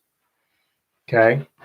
So, 0.33 grams is 0.033. Let's say that was in 133. That's about 1 ounce per ton divided by 10,000, 0.00. No, it's 1,000.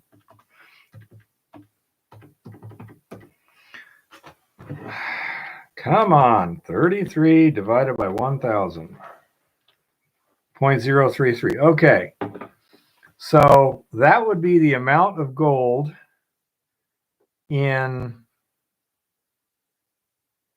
2 pounds of rock of good high grade ore, very, very finely dispersed. Maybe 1 million particles, enormous surface area. And so that isn't shocking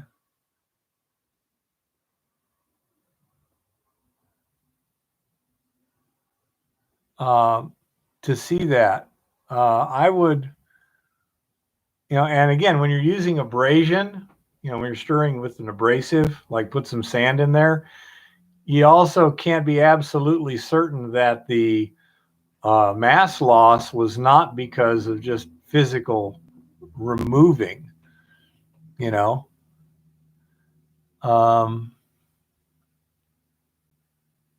Okay, added some hydrogen peroxide. Not bad. Yeah, there's other stuff involved in this that may or may not be in the ingredients. There's iron, there's copper that can work on this. Not sure.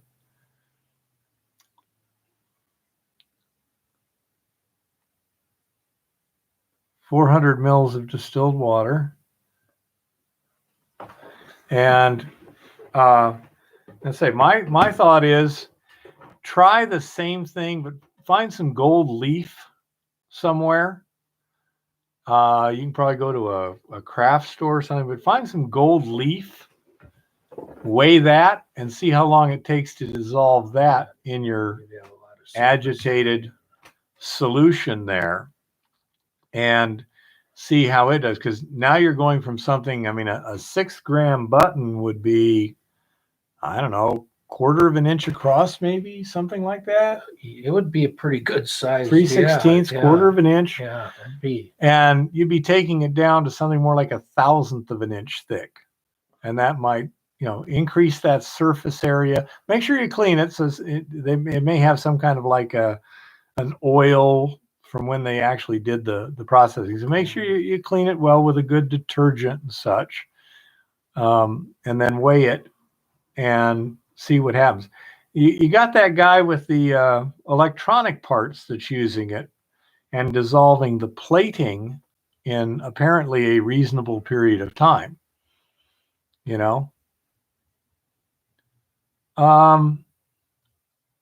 Roberts, I've never seen gold flake on sand. I've seen a lot of mica on top of the sand. Yeah. That's my experience.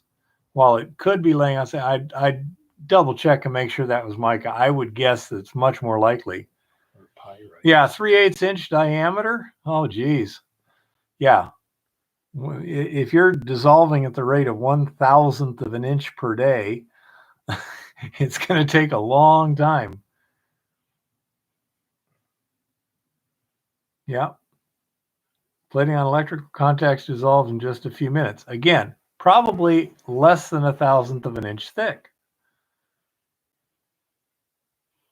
And yeah,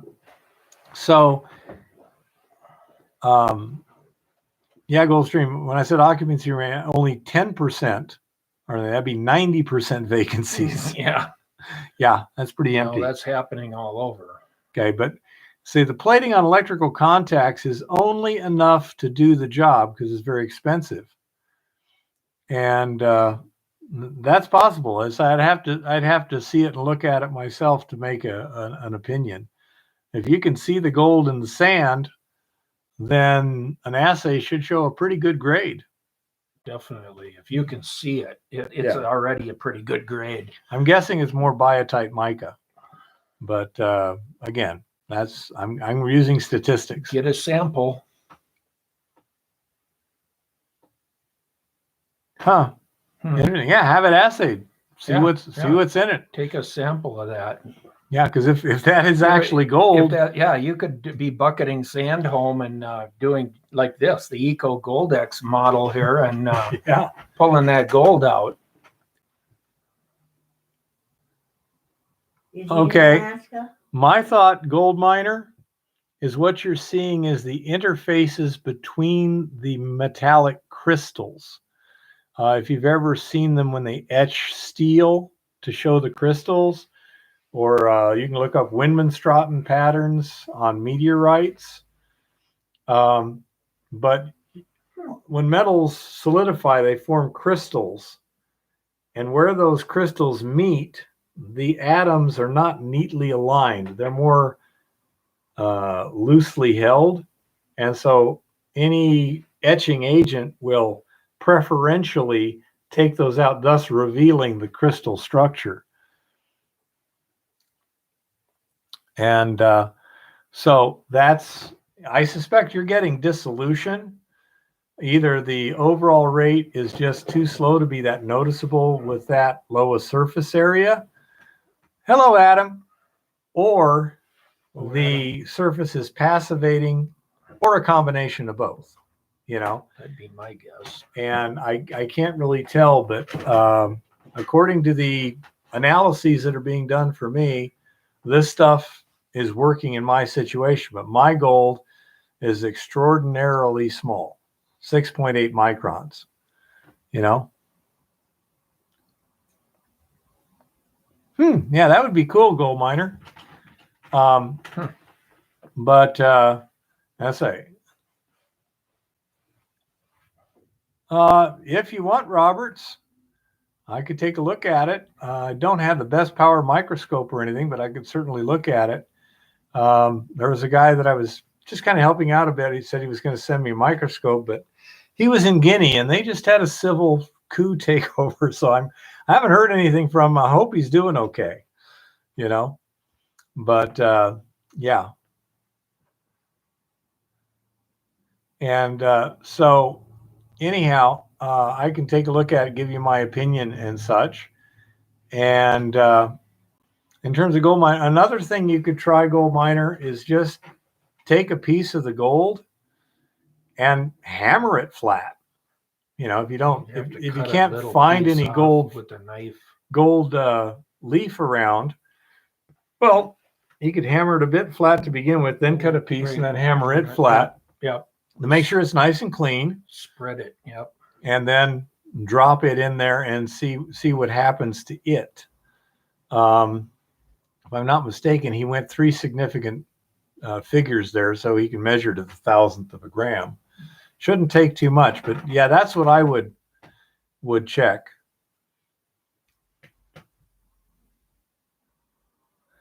When I'm looking in my pans, I'm using a 10 power loop. And by the time you get down to 35 microns, it's basically just a speck, I can't see any surface features at all. At 150 microns, I can make out shapes pretty easily.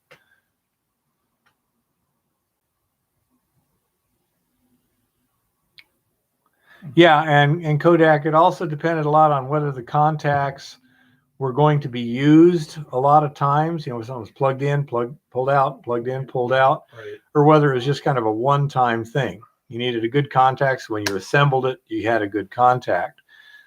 But yeah, I'd try that, gold miner. Pound some flat, make sure it's nice and clean. I'd even scrub it if I could, lightly, like with a 3M pad or something, and wash it. Then dry it and weigh it before putting it in the solution. Yeah. And then make sure you rinse it afterwards too, so that you don't have any chemical residue adding mass to it, and see what happens. if that doesn't show you that that's the problem, Chris suggested a number of things you can look at as possibilities as to why it's not reacting as fast. But given what you said, my bet is on the surface area at this point. Okay. Very interesting question. I'm glad to see you're doing some testing that I haven't done. Yeah. You know, so I've just got a particular application at this point that I'm That's focusing starting on. with some big pieces, though. Really. Yeah, that's really big stuff. And this winter, I got a lot of like bottle roll tests and stuff I want to try. For example, things like what's the difference between continuous agitation versus intermittent agitation? Things like that to see what the differences are, kind of further define things. I know with the economy and business the way it is right now, my principal wants to moderate the expenses as much as reasonable. Right. And so I have to have proposed tests that should have Gain a knowledge. plausible Right. Gain benefit, Right. not just theoretical knowledge, but something that can be applied for an economic reason. Right. And that's interesting.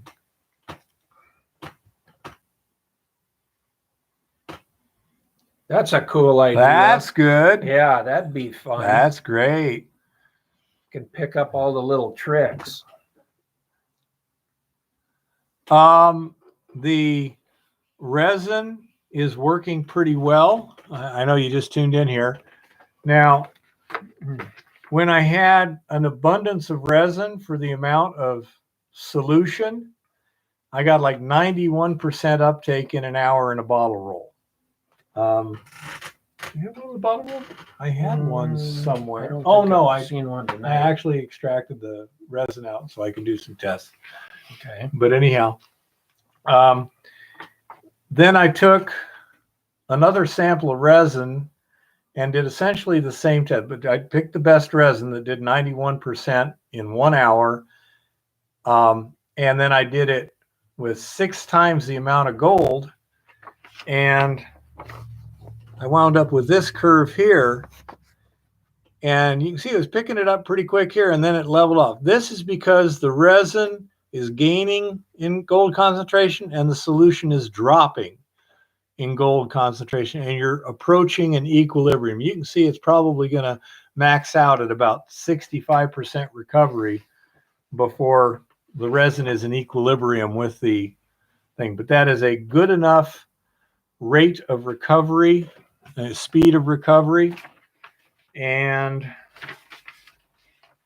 the loading of the resin at that 4-hour period, at 58% recovery, the resin had 24 grams of gold per pound of resin, and assuming $1,750 $1,000 worth of gold. dollars divided by 31 times 24. So you wind up with $1,350 worth of gold and $15 worth of resin. Now, that is economic to just destroy the resin. If that's the simplest way to get the gold back out of the resin, no problem. I have some information on the way from a resin supplier on how to accomplish that task. I'm currently waiting for 2 other things. These are the fillable filter cartridge, resin cartridges. And if anybody knows, specifically Chris probably, they did not come with instructions, but they did come with this little foam filter here. My guess is this is a particulate filter. This filters out solid particles. Both of these ends have, as you can see, a very fine mesh. Yep. In there. There's holes with a fine mesh. And I presume, and I'll find out when I get the housings, which way the solution is supposed to flow. My guess is it flows from the top to the bottom and you start out with that particulate filter. So I have 4 of these. I have 4 filter housings that should be here in the next couple of days. Just looked on the email thing, looking for the stuff from that resin supplier, and my resin is here down at the post office. So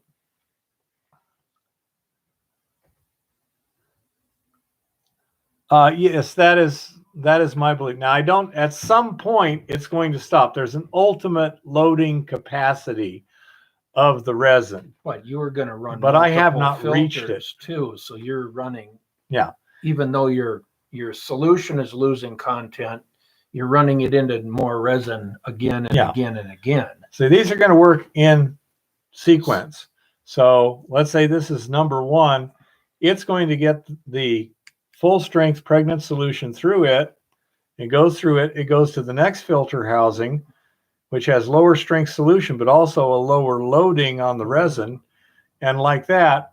And then once this is loaded to whatever we decide is the appropriate loading factor, we pull it out of circuit, send this resin over to recovery, move everything else forward 1, and put in a fresh canister with some fresh resin at the end of the line. So it's a forge stage system. Oh, duck curry sounds good. Hey, Chris, got a little question for you here. These canisters come with this little gizmacho here. I'm presuming this is a particulate filter, and it probably goes on the inlet side, and I believe that's probably the inlet side, but I'll have to see the housings. Is that the way that it's supposed to go?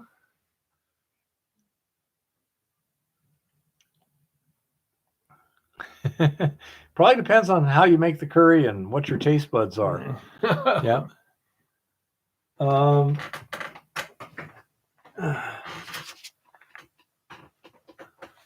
It's kind of hard to see. There you go. This resin, it's in these form of these little beads, and that gives it a lot of surface area. As we were talking to gold miners, surface area is critical for chemical reactions. So that's why it's like this. It's not like sheet or a block.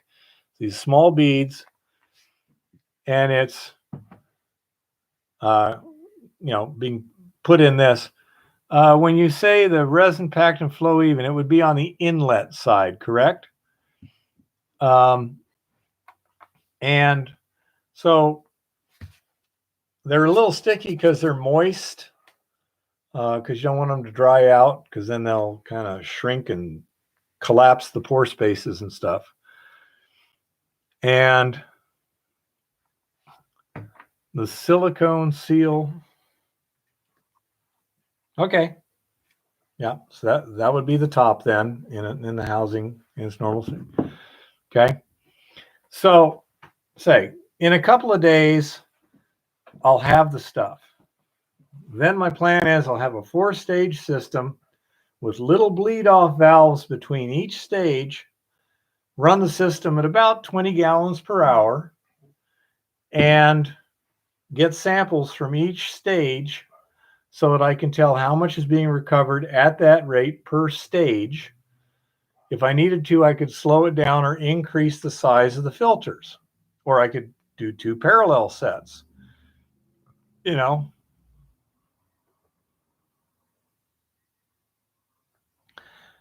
Yeah, gold miner, that dark surface coating may have been like a passivation type thing. It's creating a coating. I don't know if you know this, but aluminum is a highly reactive metal, but it's not effectively reactive because almost instantaneously on exposure to air, the first set of atoms on the surface oxidize. It forms this impervious aluminum oxide coating. Yep. But if you could keep that coating from forming, aluminum would rust a lot faster than steel does. It's called self-protective. So that may also be a problem with something that big and it's not getting physical abrasion to it. That would be my guess. But yeah, this is essentially what the resin looks like in this particular. So let's say you put chalcopyrite through the filter. The chalcopyrite would have to be dissolved into like copper sulfate or something like that. And some of it would adsorb onto the resin. Now, the actual kinetics of the various atoms and complexes and how well it sticks is dependent on the exact molecular formation when they make this stuff. And by specifically tailoring that, they can make it more or less selective for different things. This is, for example, an anion resin, and they make something called a cation resin that grabs the opposite charged particles of this, And so it's selecting the proper resin is important for maximum efficiency. That's why I contacted a couple resin manufacturers. One of them just got back to me today. He's sending me a sample of their resin that is specifically designed to extract gold from thiosulfate solutions. It is tuned for the very purpose I'm thinking. So it's going to be interesting to see how well it reacts compared to this, which is more of a general purpose water treatment resin. This is already working satisfactorily. This will do the job once I figure out how to get it out of this. But it's not necessarily, and it's actually highly unlikely to be the best. The gentleman said that their resin would be approximately the same cost as this. It may load more selectively, i.e. when you take it out of circuit, all you really got's gold in the resin. But the other thing is that you may be able to get more gold on it because other stuff isn't filling up those, as Chris calls them, functional groups, the little docking sites. If a copper atom sticks in there, it kind of keeps the gold atom away. And so that's why you want to optimize your resin.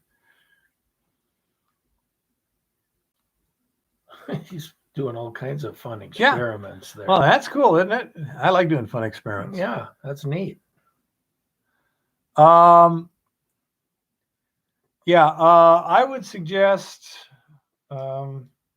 Recover and Refining of the Precious Metals by C.W. Ammen, Ammen. I know that you can buy it from Keen Engineering, but I'm sure you can get it off of Amazon or something like that. It's not cheap. It'll be $30 to $70. Yeah. But it shows you a lot. It's a good book. That, it has a lot of different tests and methods for recovering things depending upon what you're recovering them from. And I'm not a great chemist. Actually, I'm not a great almost anything. I'm decent at a lot of stuff. My strength is my versatility. My weakness is I tend to get bored easily, And okay, yeah. No, that's a good one. It has a lot of good information in it, Gold Miner. But let's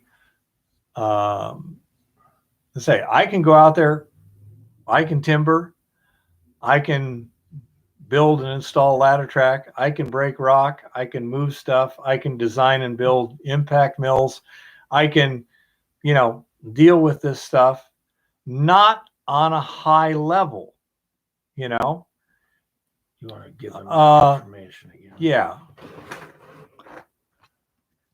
I'll just write it in here. That'll be the best.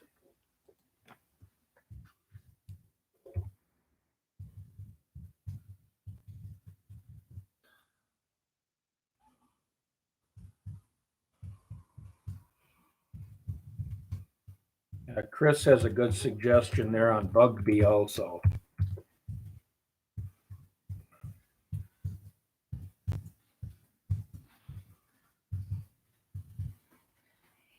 Recovery and refining of the precious metals by C.W. Almond. I think you got I it believe right. that is correct. I believe you're right. If not, it's close enough that Google should figure it Yeah, out. right.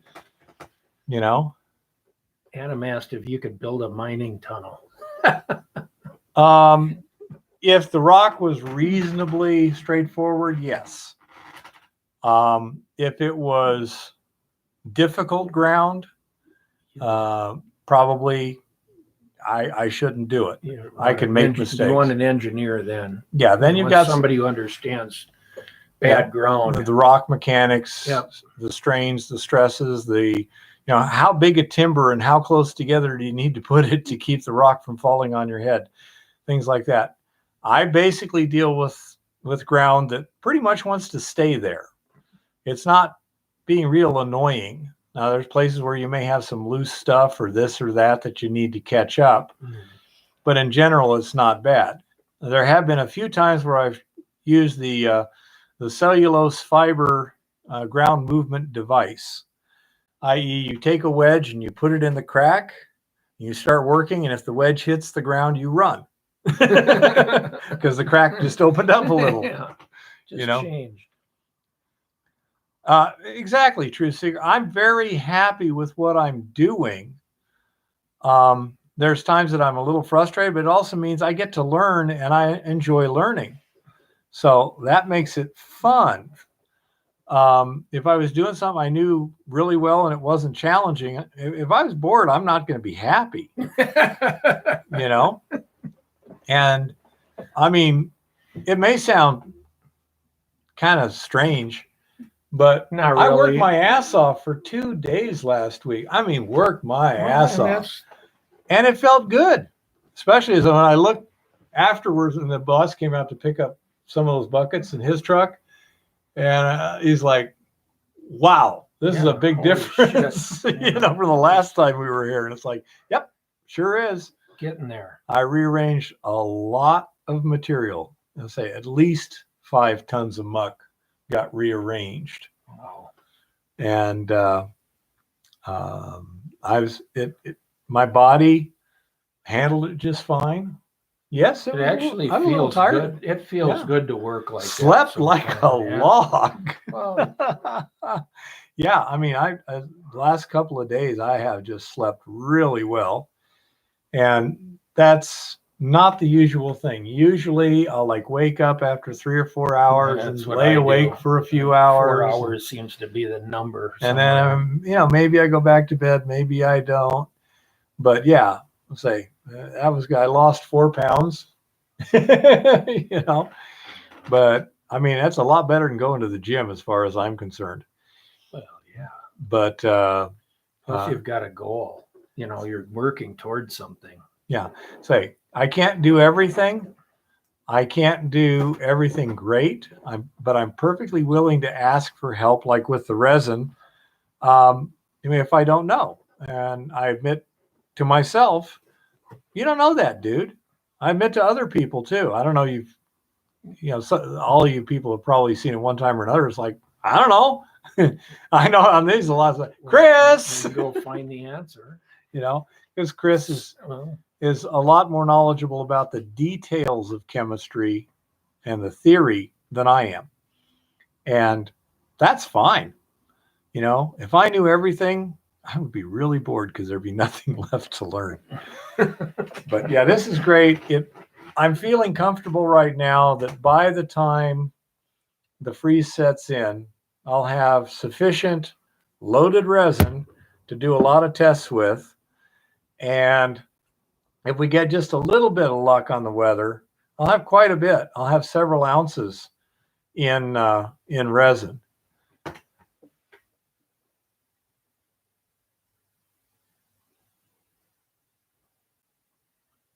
Yeah, I agree, Kodak. Yeah, and Chris is good at finding stuff on the internet and stuff. He is pretty talented at that, much better than I. There have been times I feel kind of embarrassed. It's like, could you send me the link to that, Chris? This, sent me the link. The housings, sent me the link.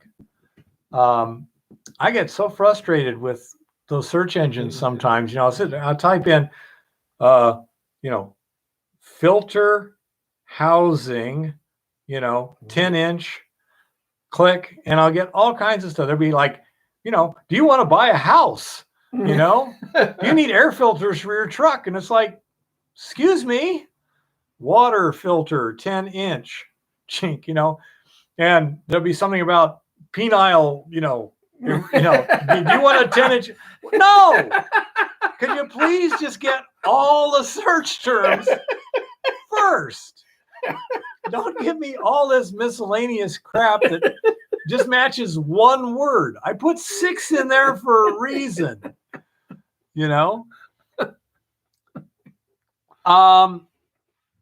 It's the actual material in the beads, Robert. This is not a normal plastic. Chris could tell you more, but it's a very special plastic made in a very special way on a molecular level. And they even have, this sounds funny, they have gel beads, microporous beads, and thin shell beads. I'm sure. Now, a microporous bead means exactly what it sounds. It's porous like a sponge to a certain extent. It gives you more surface area. It also has other negatives. The gel beads they just have a surface in there, a little bit of internal diffusion. The thin shell beads, because everything happens on the surface. Mm-hmm. And if, like you're doing resin and pulp, where you have to have a large bead, much bigger than these, so you can screen it out. Right. Well, then the bead is so thick that stuff that penetrates in deep into the bead, you're not going to get it out in a reasonable time. So they have an inert core with a thin shell around it that gives you the size and the surface area and an effective thickness of only that much. They can do all kinds of real weird stuff with these things. Yep. Let's see. Yeah, Tricky, it's the search engines themselves. I agree, Adam, and that's the strange thing is, why is it getting worse over the years? Exactly. Search engines used to be more precise. They also would usually have an easy to find search option where you could basically say, only this, it has to have these, and if not, I don't want to see it. I don't recall seeing that lately. There may be an option somewhere, but it's not easy to find. Well, some of it's probably being done for a reason. Yeah. Try to sell you something. Yeah, Adam. YouTube and things like that, they will tend to try and interpret what you would find interesting and kind of, direct you that way. And also, if there's something they don't want you to see, they'll redirect you away unless you specifically ask for it. And that's unfortunate, Yeah. I think so. Kodak. Yeah, their motivation is not to solve the problem. Their motivation is to make money. And to some extent, when you solve a problem, it's not worth money anymore. Now, that's why when doctors, if modern medicine is treating illnesses, if it cured illnesses, there'd be less to make money on. Yeah. And that's unfortunate. I noticed it really in the 80s when companies went from being proud of doing their job well, their service, to just making money. Went to complete crap. Quality, durability, things like that. Well, planned obsolescence. They've done all kinds of things with stuff. Yeah. They only want it to last long enough. It might work for you, and then you got to buy another one. Well, and nowadays they've programmed the kids to demand planned obsolescence. Well, we have to have a new iPhone every year. Yeah. Why? Well, I have to have 10,000 new apps that I don't use, or make me stupider. The smarter your phone gets, the dumber you get in general. It's amazing to me how many young people have no idea where the hell they're at. No, not without their GPS. You know, there could be something on the other side of the block that they can't see. And, you know the address, and you can go, oh, well, that's got to be right over there. And they got to GPS it. Well, they don't have to think. They don't have to realize that the city blocks are actually numbered. 600 blocks, 700. It's not that they don't have to think. I don't think they can think. Well, they've never been. Well, that's probably true. Because they've never learned how to do it. Learned how to think. Yeah, exactly. So I say it's pretty frightening. Yeah, that's probably true, Kevin. That's what they're doing. They're trying to learn more about you than you know about you. Yeah, I agree, Gold Miner. That's the other thing is the government is not punishing people for breaking the rules.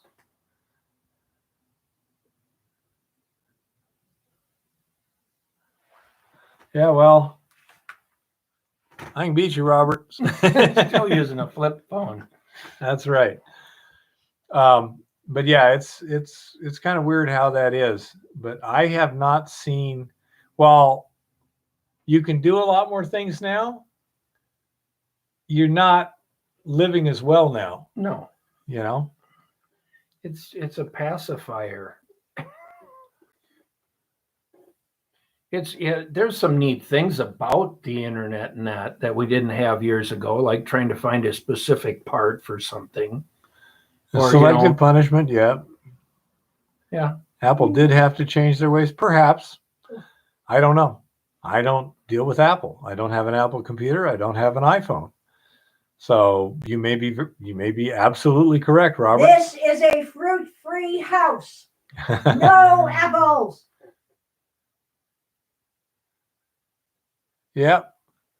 And that's what they do too. They don't make things back compatible anymore. You have to buy the new version of, CAD or whatever, because the old version no longer works, and the new versions are not, back compatible to the old computer. So now you have to buy a new computer too. Oh shit! I remember when we put brand new two-way radios in our trucks.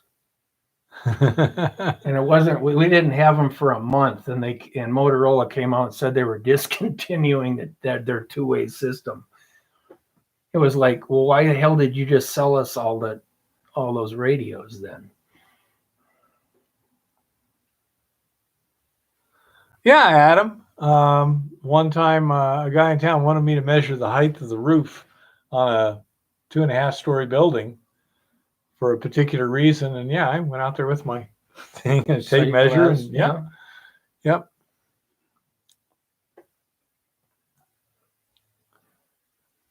That's the other problem on the internet is what's accurate and what's not is not readily apparent. I agree, Truth Seeker. Many adults can't find their way out of a paper sack.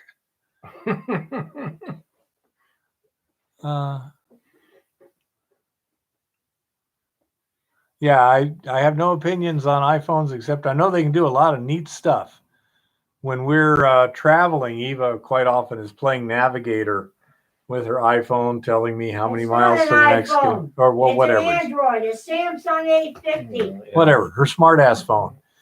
And it can be very, very helpful. Other times it can be extremely frustrating. One time we were trying to navigate somewhere, I forget what it was, and it's taken forever, because her phone's booting up, and it hadn't been it's been a while, and so everything keeps loading up, like your notifications and she's like, shut up, I want to do this, and there's no option to just, no, I don't want any of that, just let me do what I'm asking you and stop. It was really funny when they had that A380 years ago, blew an engine and just shredded the wing with it and stuff, and took out hydraulic lines and wires and all kinds of stuff. It took the co-pilot over an hour to go through the error messages and clear them all. And they were appearing according to the time they happened, not the severity. So if you lost your navigation light first and you lost your elevator control second, it tells you about the navigation light first. It's like, I don't really care. No prioritization. Wow. And it was so funny because they made a documentary on it and everything, and that thing was just such. Luckily, they had another check crew in there, so they had 2 extra pilots to help with the workload. Mm-hmm. They were overweight. They landed with like 200 feet before they ran out of tarmac, and then they're sitting there, and the fire trucks say, "You need to turn off your number 1 engine." They say, "It is off." It's like, no, it isn't. Hey, sports. And so they were trying to shut off their engine, and they had no way because the wires had been cut. They finally had to line up a bunch of fire trucks and just pour foam in it and snuff it out. And then those things are designed to take 18 inches of rain an hour without snuffing out. MSHA gains jurisdiction over a mining operation as soon as it's mechanized. So that could be a high banker, actually, and they would have jurisdiction if they want to push that point. How about if you're paying an employee? Nope, doesn't matter, because I could have my kids and everybody working up at the mine, and I'd still be under MSHA. I know, but even if I didn't pay them. Okay, but let's suppose you have no mechanism stuff. You're just pick and shoveling, but you paid a guy to pick and shovel. I don't think they would bother you at that point. Okay. But as soon as there's any mechanization at all, you know, it'd be, in most businesses, it'd be OSHA, but in this case, it's MSHA, mine safety. And another thing that, at least in the 1980s, Canada did better than us was their mine, what do you call it? The government agency, regulatory mines. Yeah. It did everything for the mines. It did all the safety, the water quality, everything went through, all the regulations went through one organization. And that made things a lot better. Usually your mine ID, like here in Montana, goes through the Department of Environmental, but they're supposed to actually inform MSHA what you're doing, but I don't know if they really don't, or they don't get it. As long as it's a small operation, they don't push that point. But you could be operating, and this did happen to me many years ago, as operating, and MSHA comes in and shuts you down because you didn't tell them you were mining. Yeah, sounds about right. Did you have to pay a fine? No, they just tried, get your permits? I had to go, they went through all my equipment, and by the time it was done, yes, there was a fine for some violations. Yeah. But basically they're like, well, you didn't tell us you were mining. And it's like, well, why would I do that? Why would I do that? No, it isn't just classifying and crushing rock, sports. It's any kind of mechanization. It could be pumping, a certain level of excavating. They won't bother you if you run under an exploration license, which you could do for the first year or two if you're going to go in and do some testing and try to figure out your mine situation, is run under an exploration license, because then you're outside of MSHA at that point yet, if that helps you. Yeah, at least in Montana. We can run under an exploration license up to a certain amount of material. I don't remember now. They changed the number. It used to be 10,000 yards, which actually for a two-man crew, you would never run that much, even when you were doing it on the scale that I was doing it. You're probably lucky if you got 7,000 yards through, if you're doing 150, 200 yards a day, with a short season. Exploration license, Adam, in Montana right now is, I think the first time's $150 a year, or for the first year, and $100 a year thereafter to keep it up. And then you have to do bonding based on the amount of material or whatever you're going to, destroy environmentally. And most of the bonding now is pretty much went to an automatic minimum of $10,000 bond.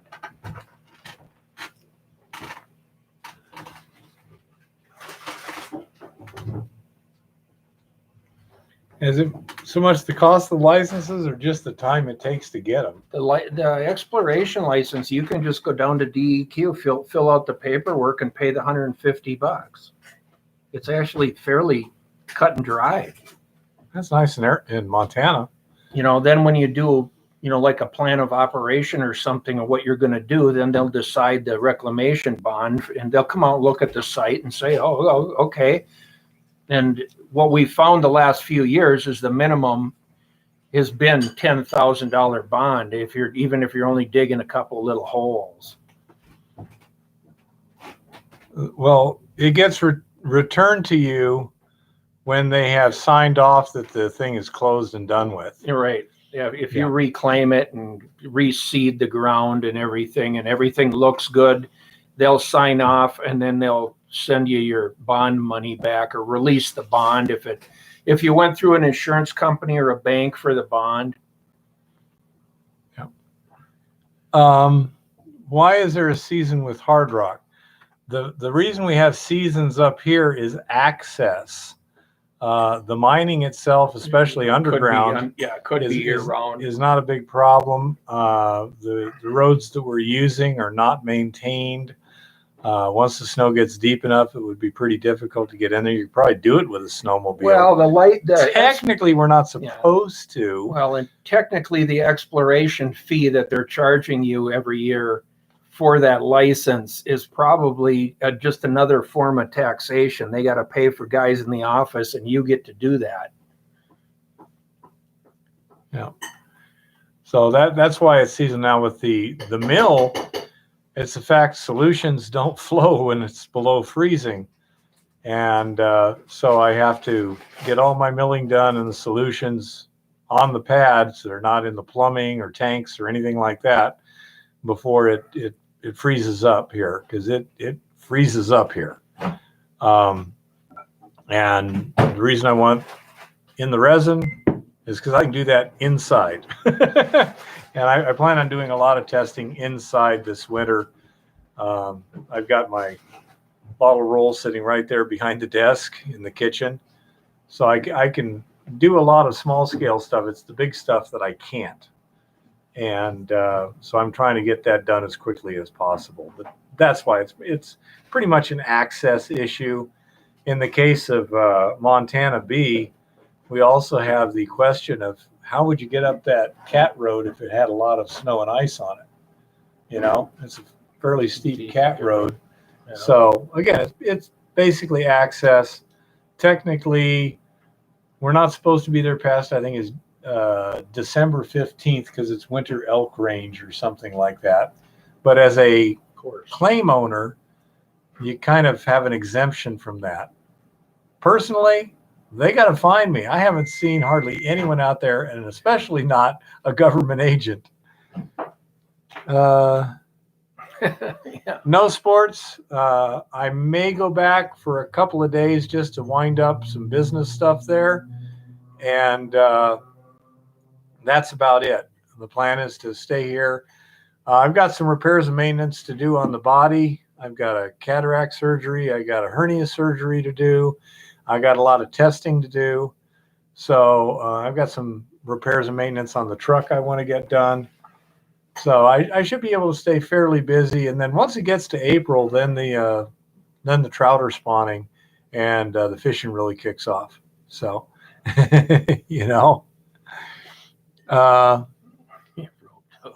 so I say that's, the basic plan is to keep the mill running as long as I can, do the mining as long as I can, then shut it all down and do repair and maintenance and research. Go from there. I will probably be pouring some beads this winter, which should be kind of cool. I'm getting a little impatient. A little impatient? No, I haven't, Roberts.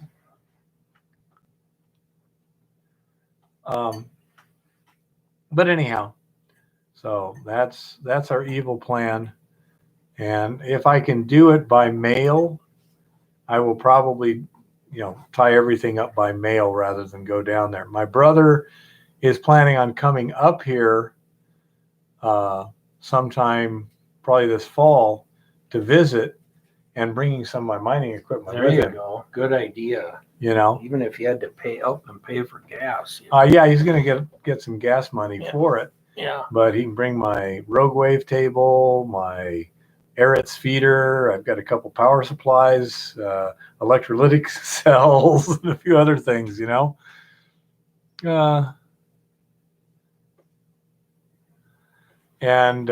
So that can be helpful too. Yeah. It would be nice to have a feeder for the impact mill, Yeah. where you can just dial it up, throw in a couple buckets, Yep. dial the Set stuff, it up and let it go. and let it go. Yep. So, say we shall see what we shall see. But I got a lot to do, and I'm hopeful I won't even have to go down there. There's a few things that are frustrating to leave behind. I have a really nice 4-poster canopy bed that I built with my bare hands, and I mean the finish on it is glass smooth, you know. And do you know what redwood looks like when you put just a clear varnish on it? Redwood's pretty. It's pretty stuff. Yeah.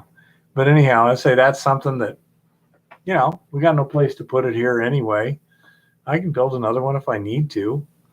But it's got a little emotional context. There's a lot of books we're going to be leaving behind, you know. And so that'll be frustrating. But, you know, you just got to be able to let go of anchors or you're going to sink. Yeah. So I say that's the plan. Keep going as long as we can in the mining and such. And it's hard to tell with the winters here. They hit when they hit. Say right now the 10-day is favorable, but the 11-day may not be. You never know. Never know. I hear up here things can change quick. But that's the plan and the wise. Yeah. Any other questions or something? Well, we're getting close to that 4 hours. Oh yeah, I got a big day at the ranch tomorrow too. I gotta crush rock so I can throw it in the impact mill. I gotta dump the tank onto the pad. I've got to refill the tank with and actually make the solution for this batch, because I basically pump preg solution into that last one. And I've got to do a little maintenance on the impact mill. Yep. Yep. So anyhow, anything else out there? I want to thank everybody for showing up and some of the really helpful comments and such. It always helps out, and some of the fun questions.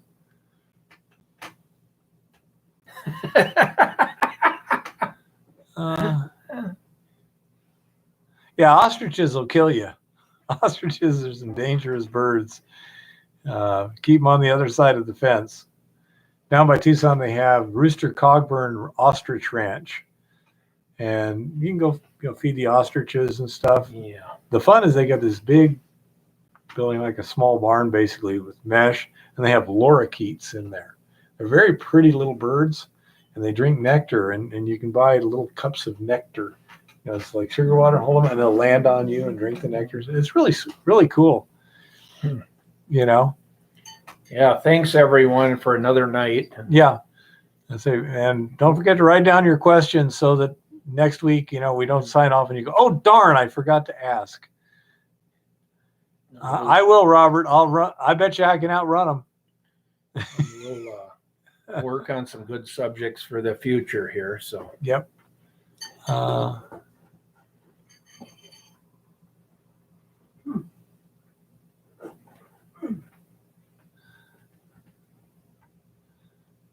I'm a little more pessimistic than you, Jeff. Go Miners, thanking everybody, including you, Eva. Yeah, let us know how those experiments turn out, Gold Miner. Yeah, that's interesting. Yep. Yeah, we want to know. I agree, Roberts. Night, Mr. Lodak.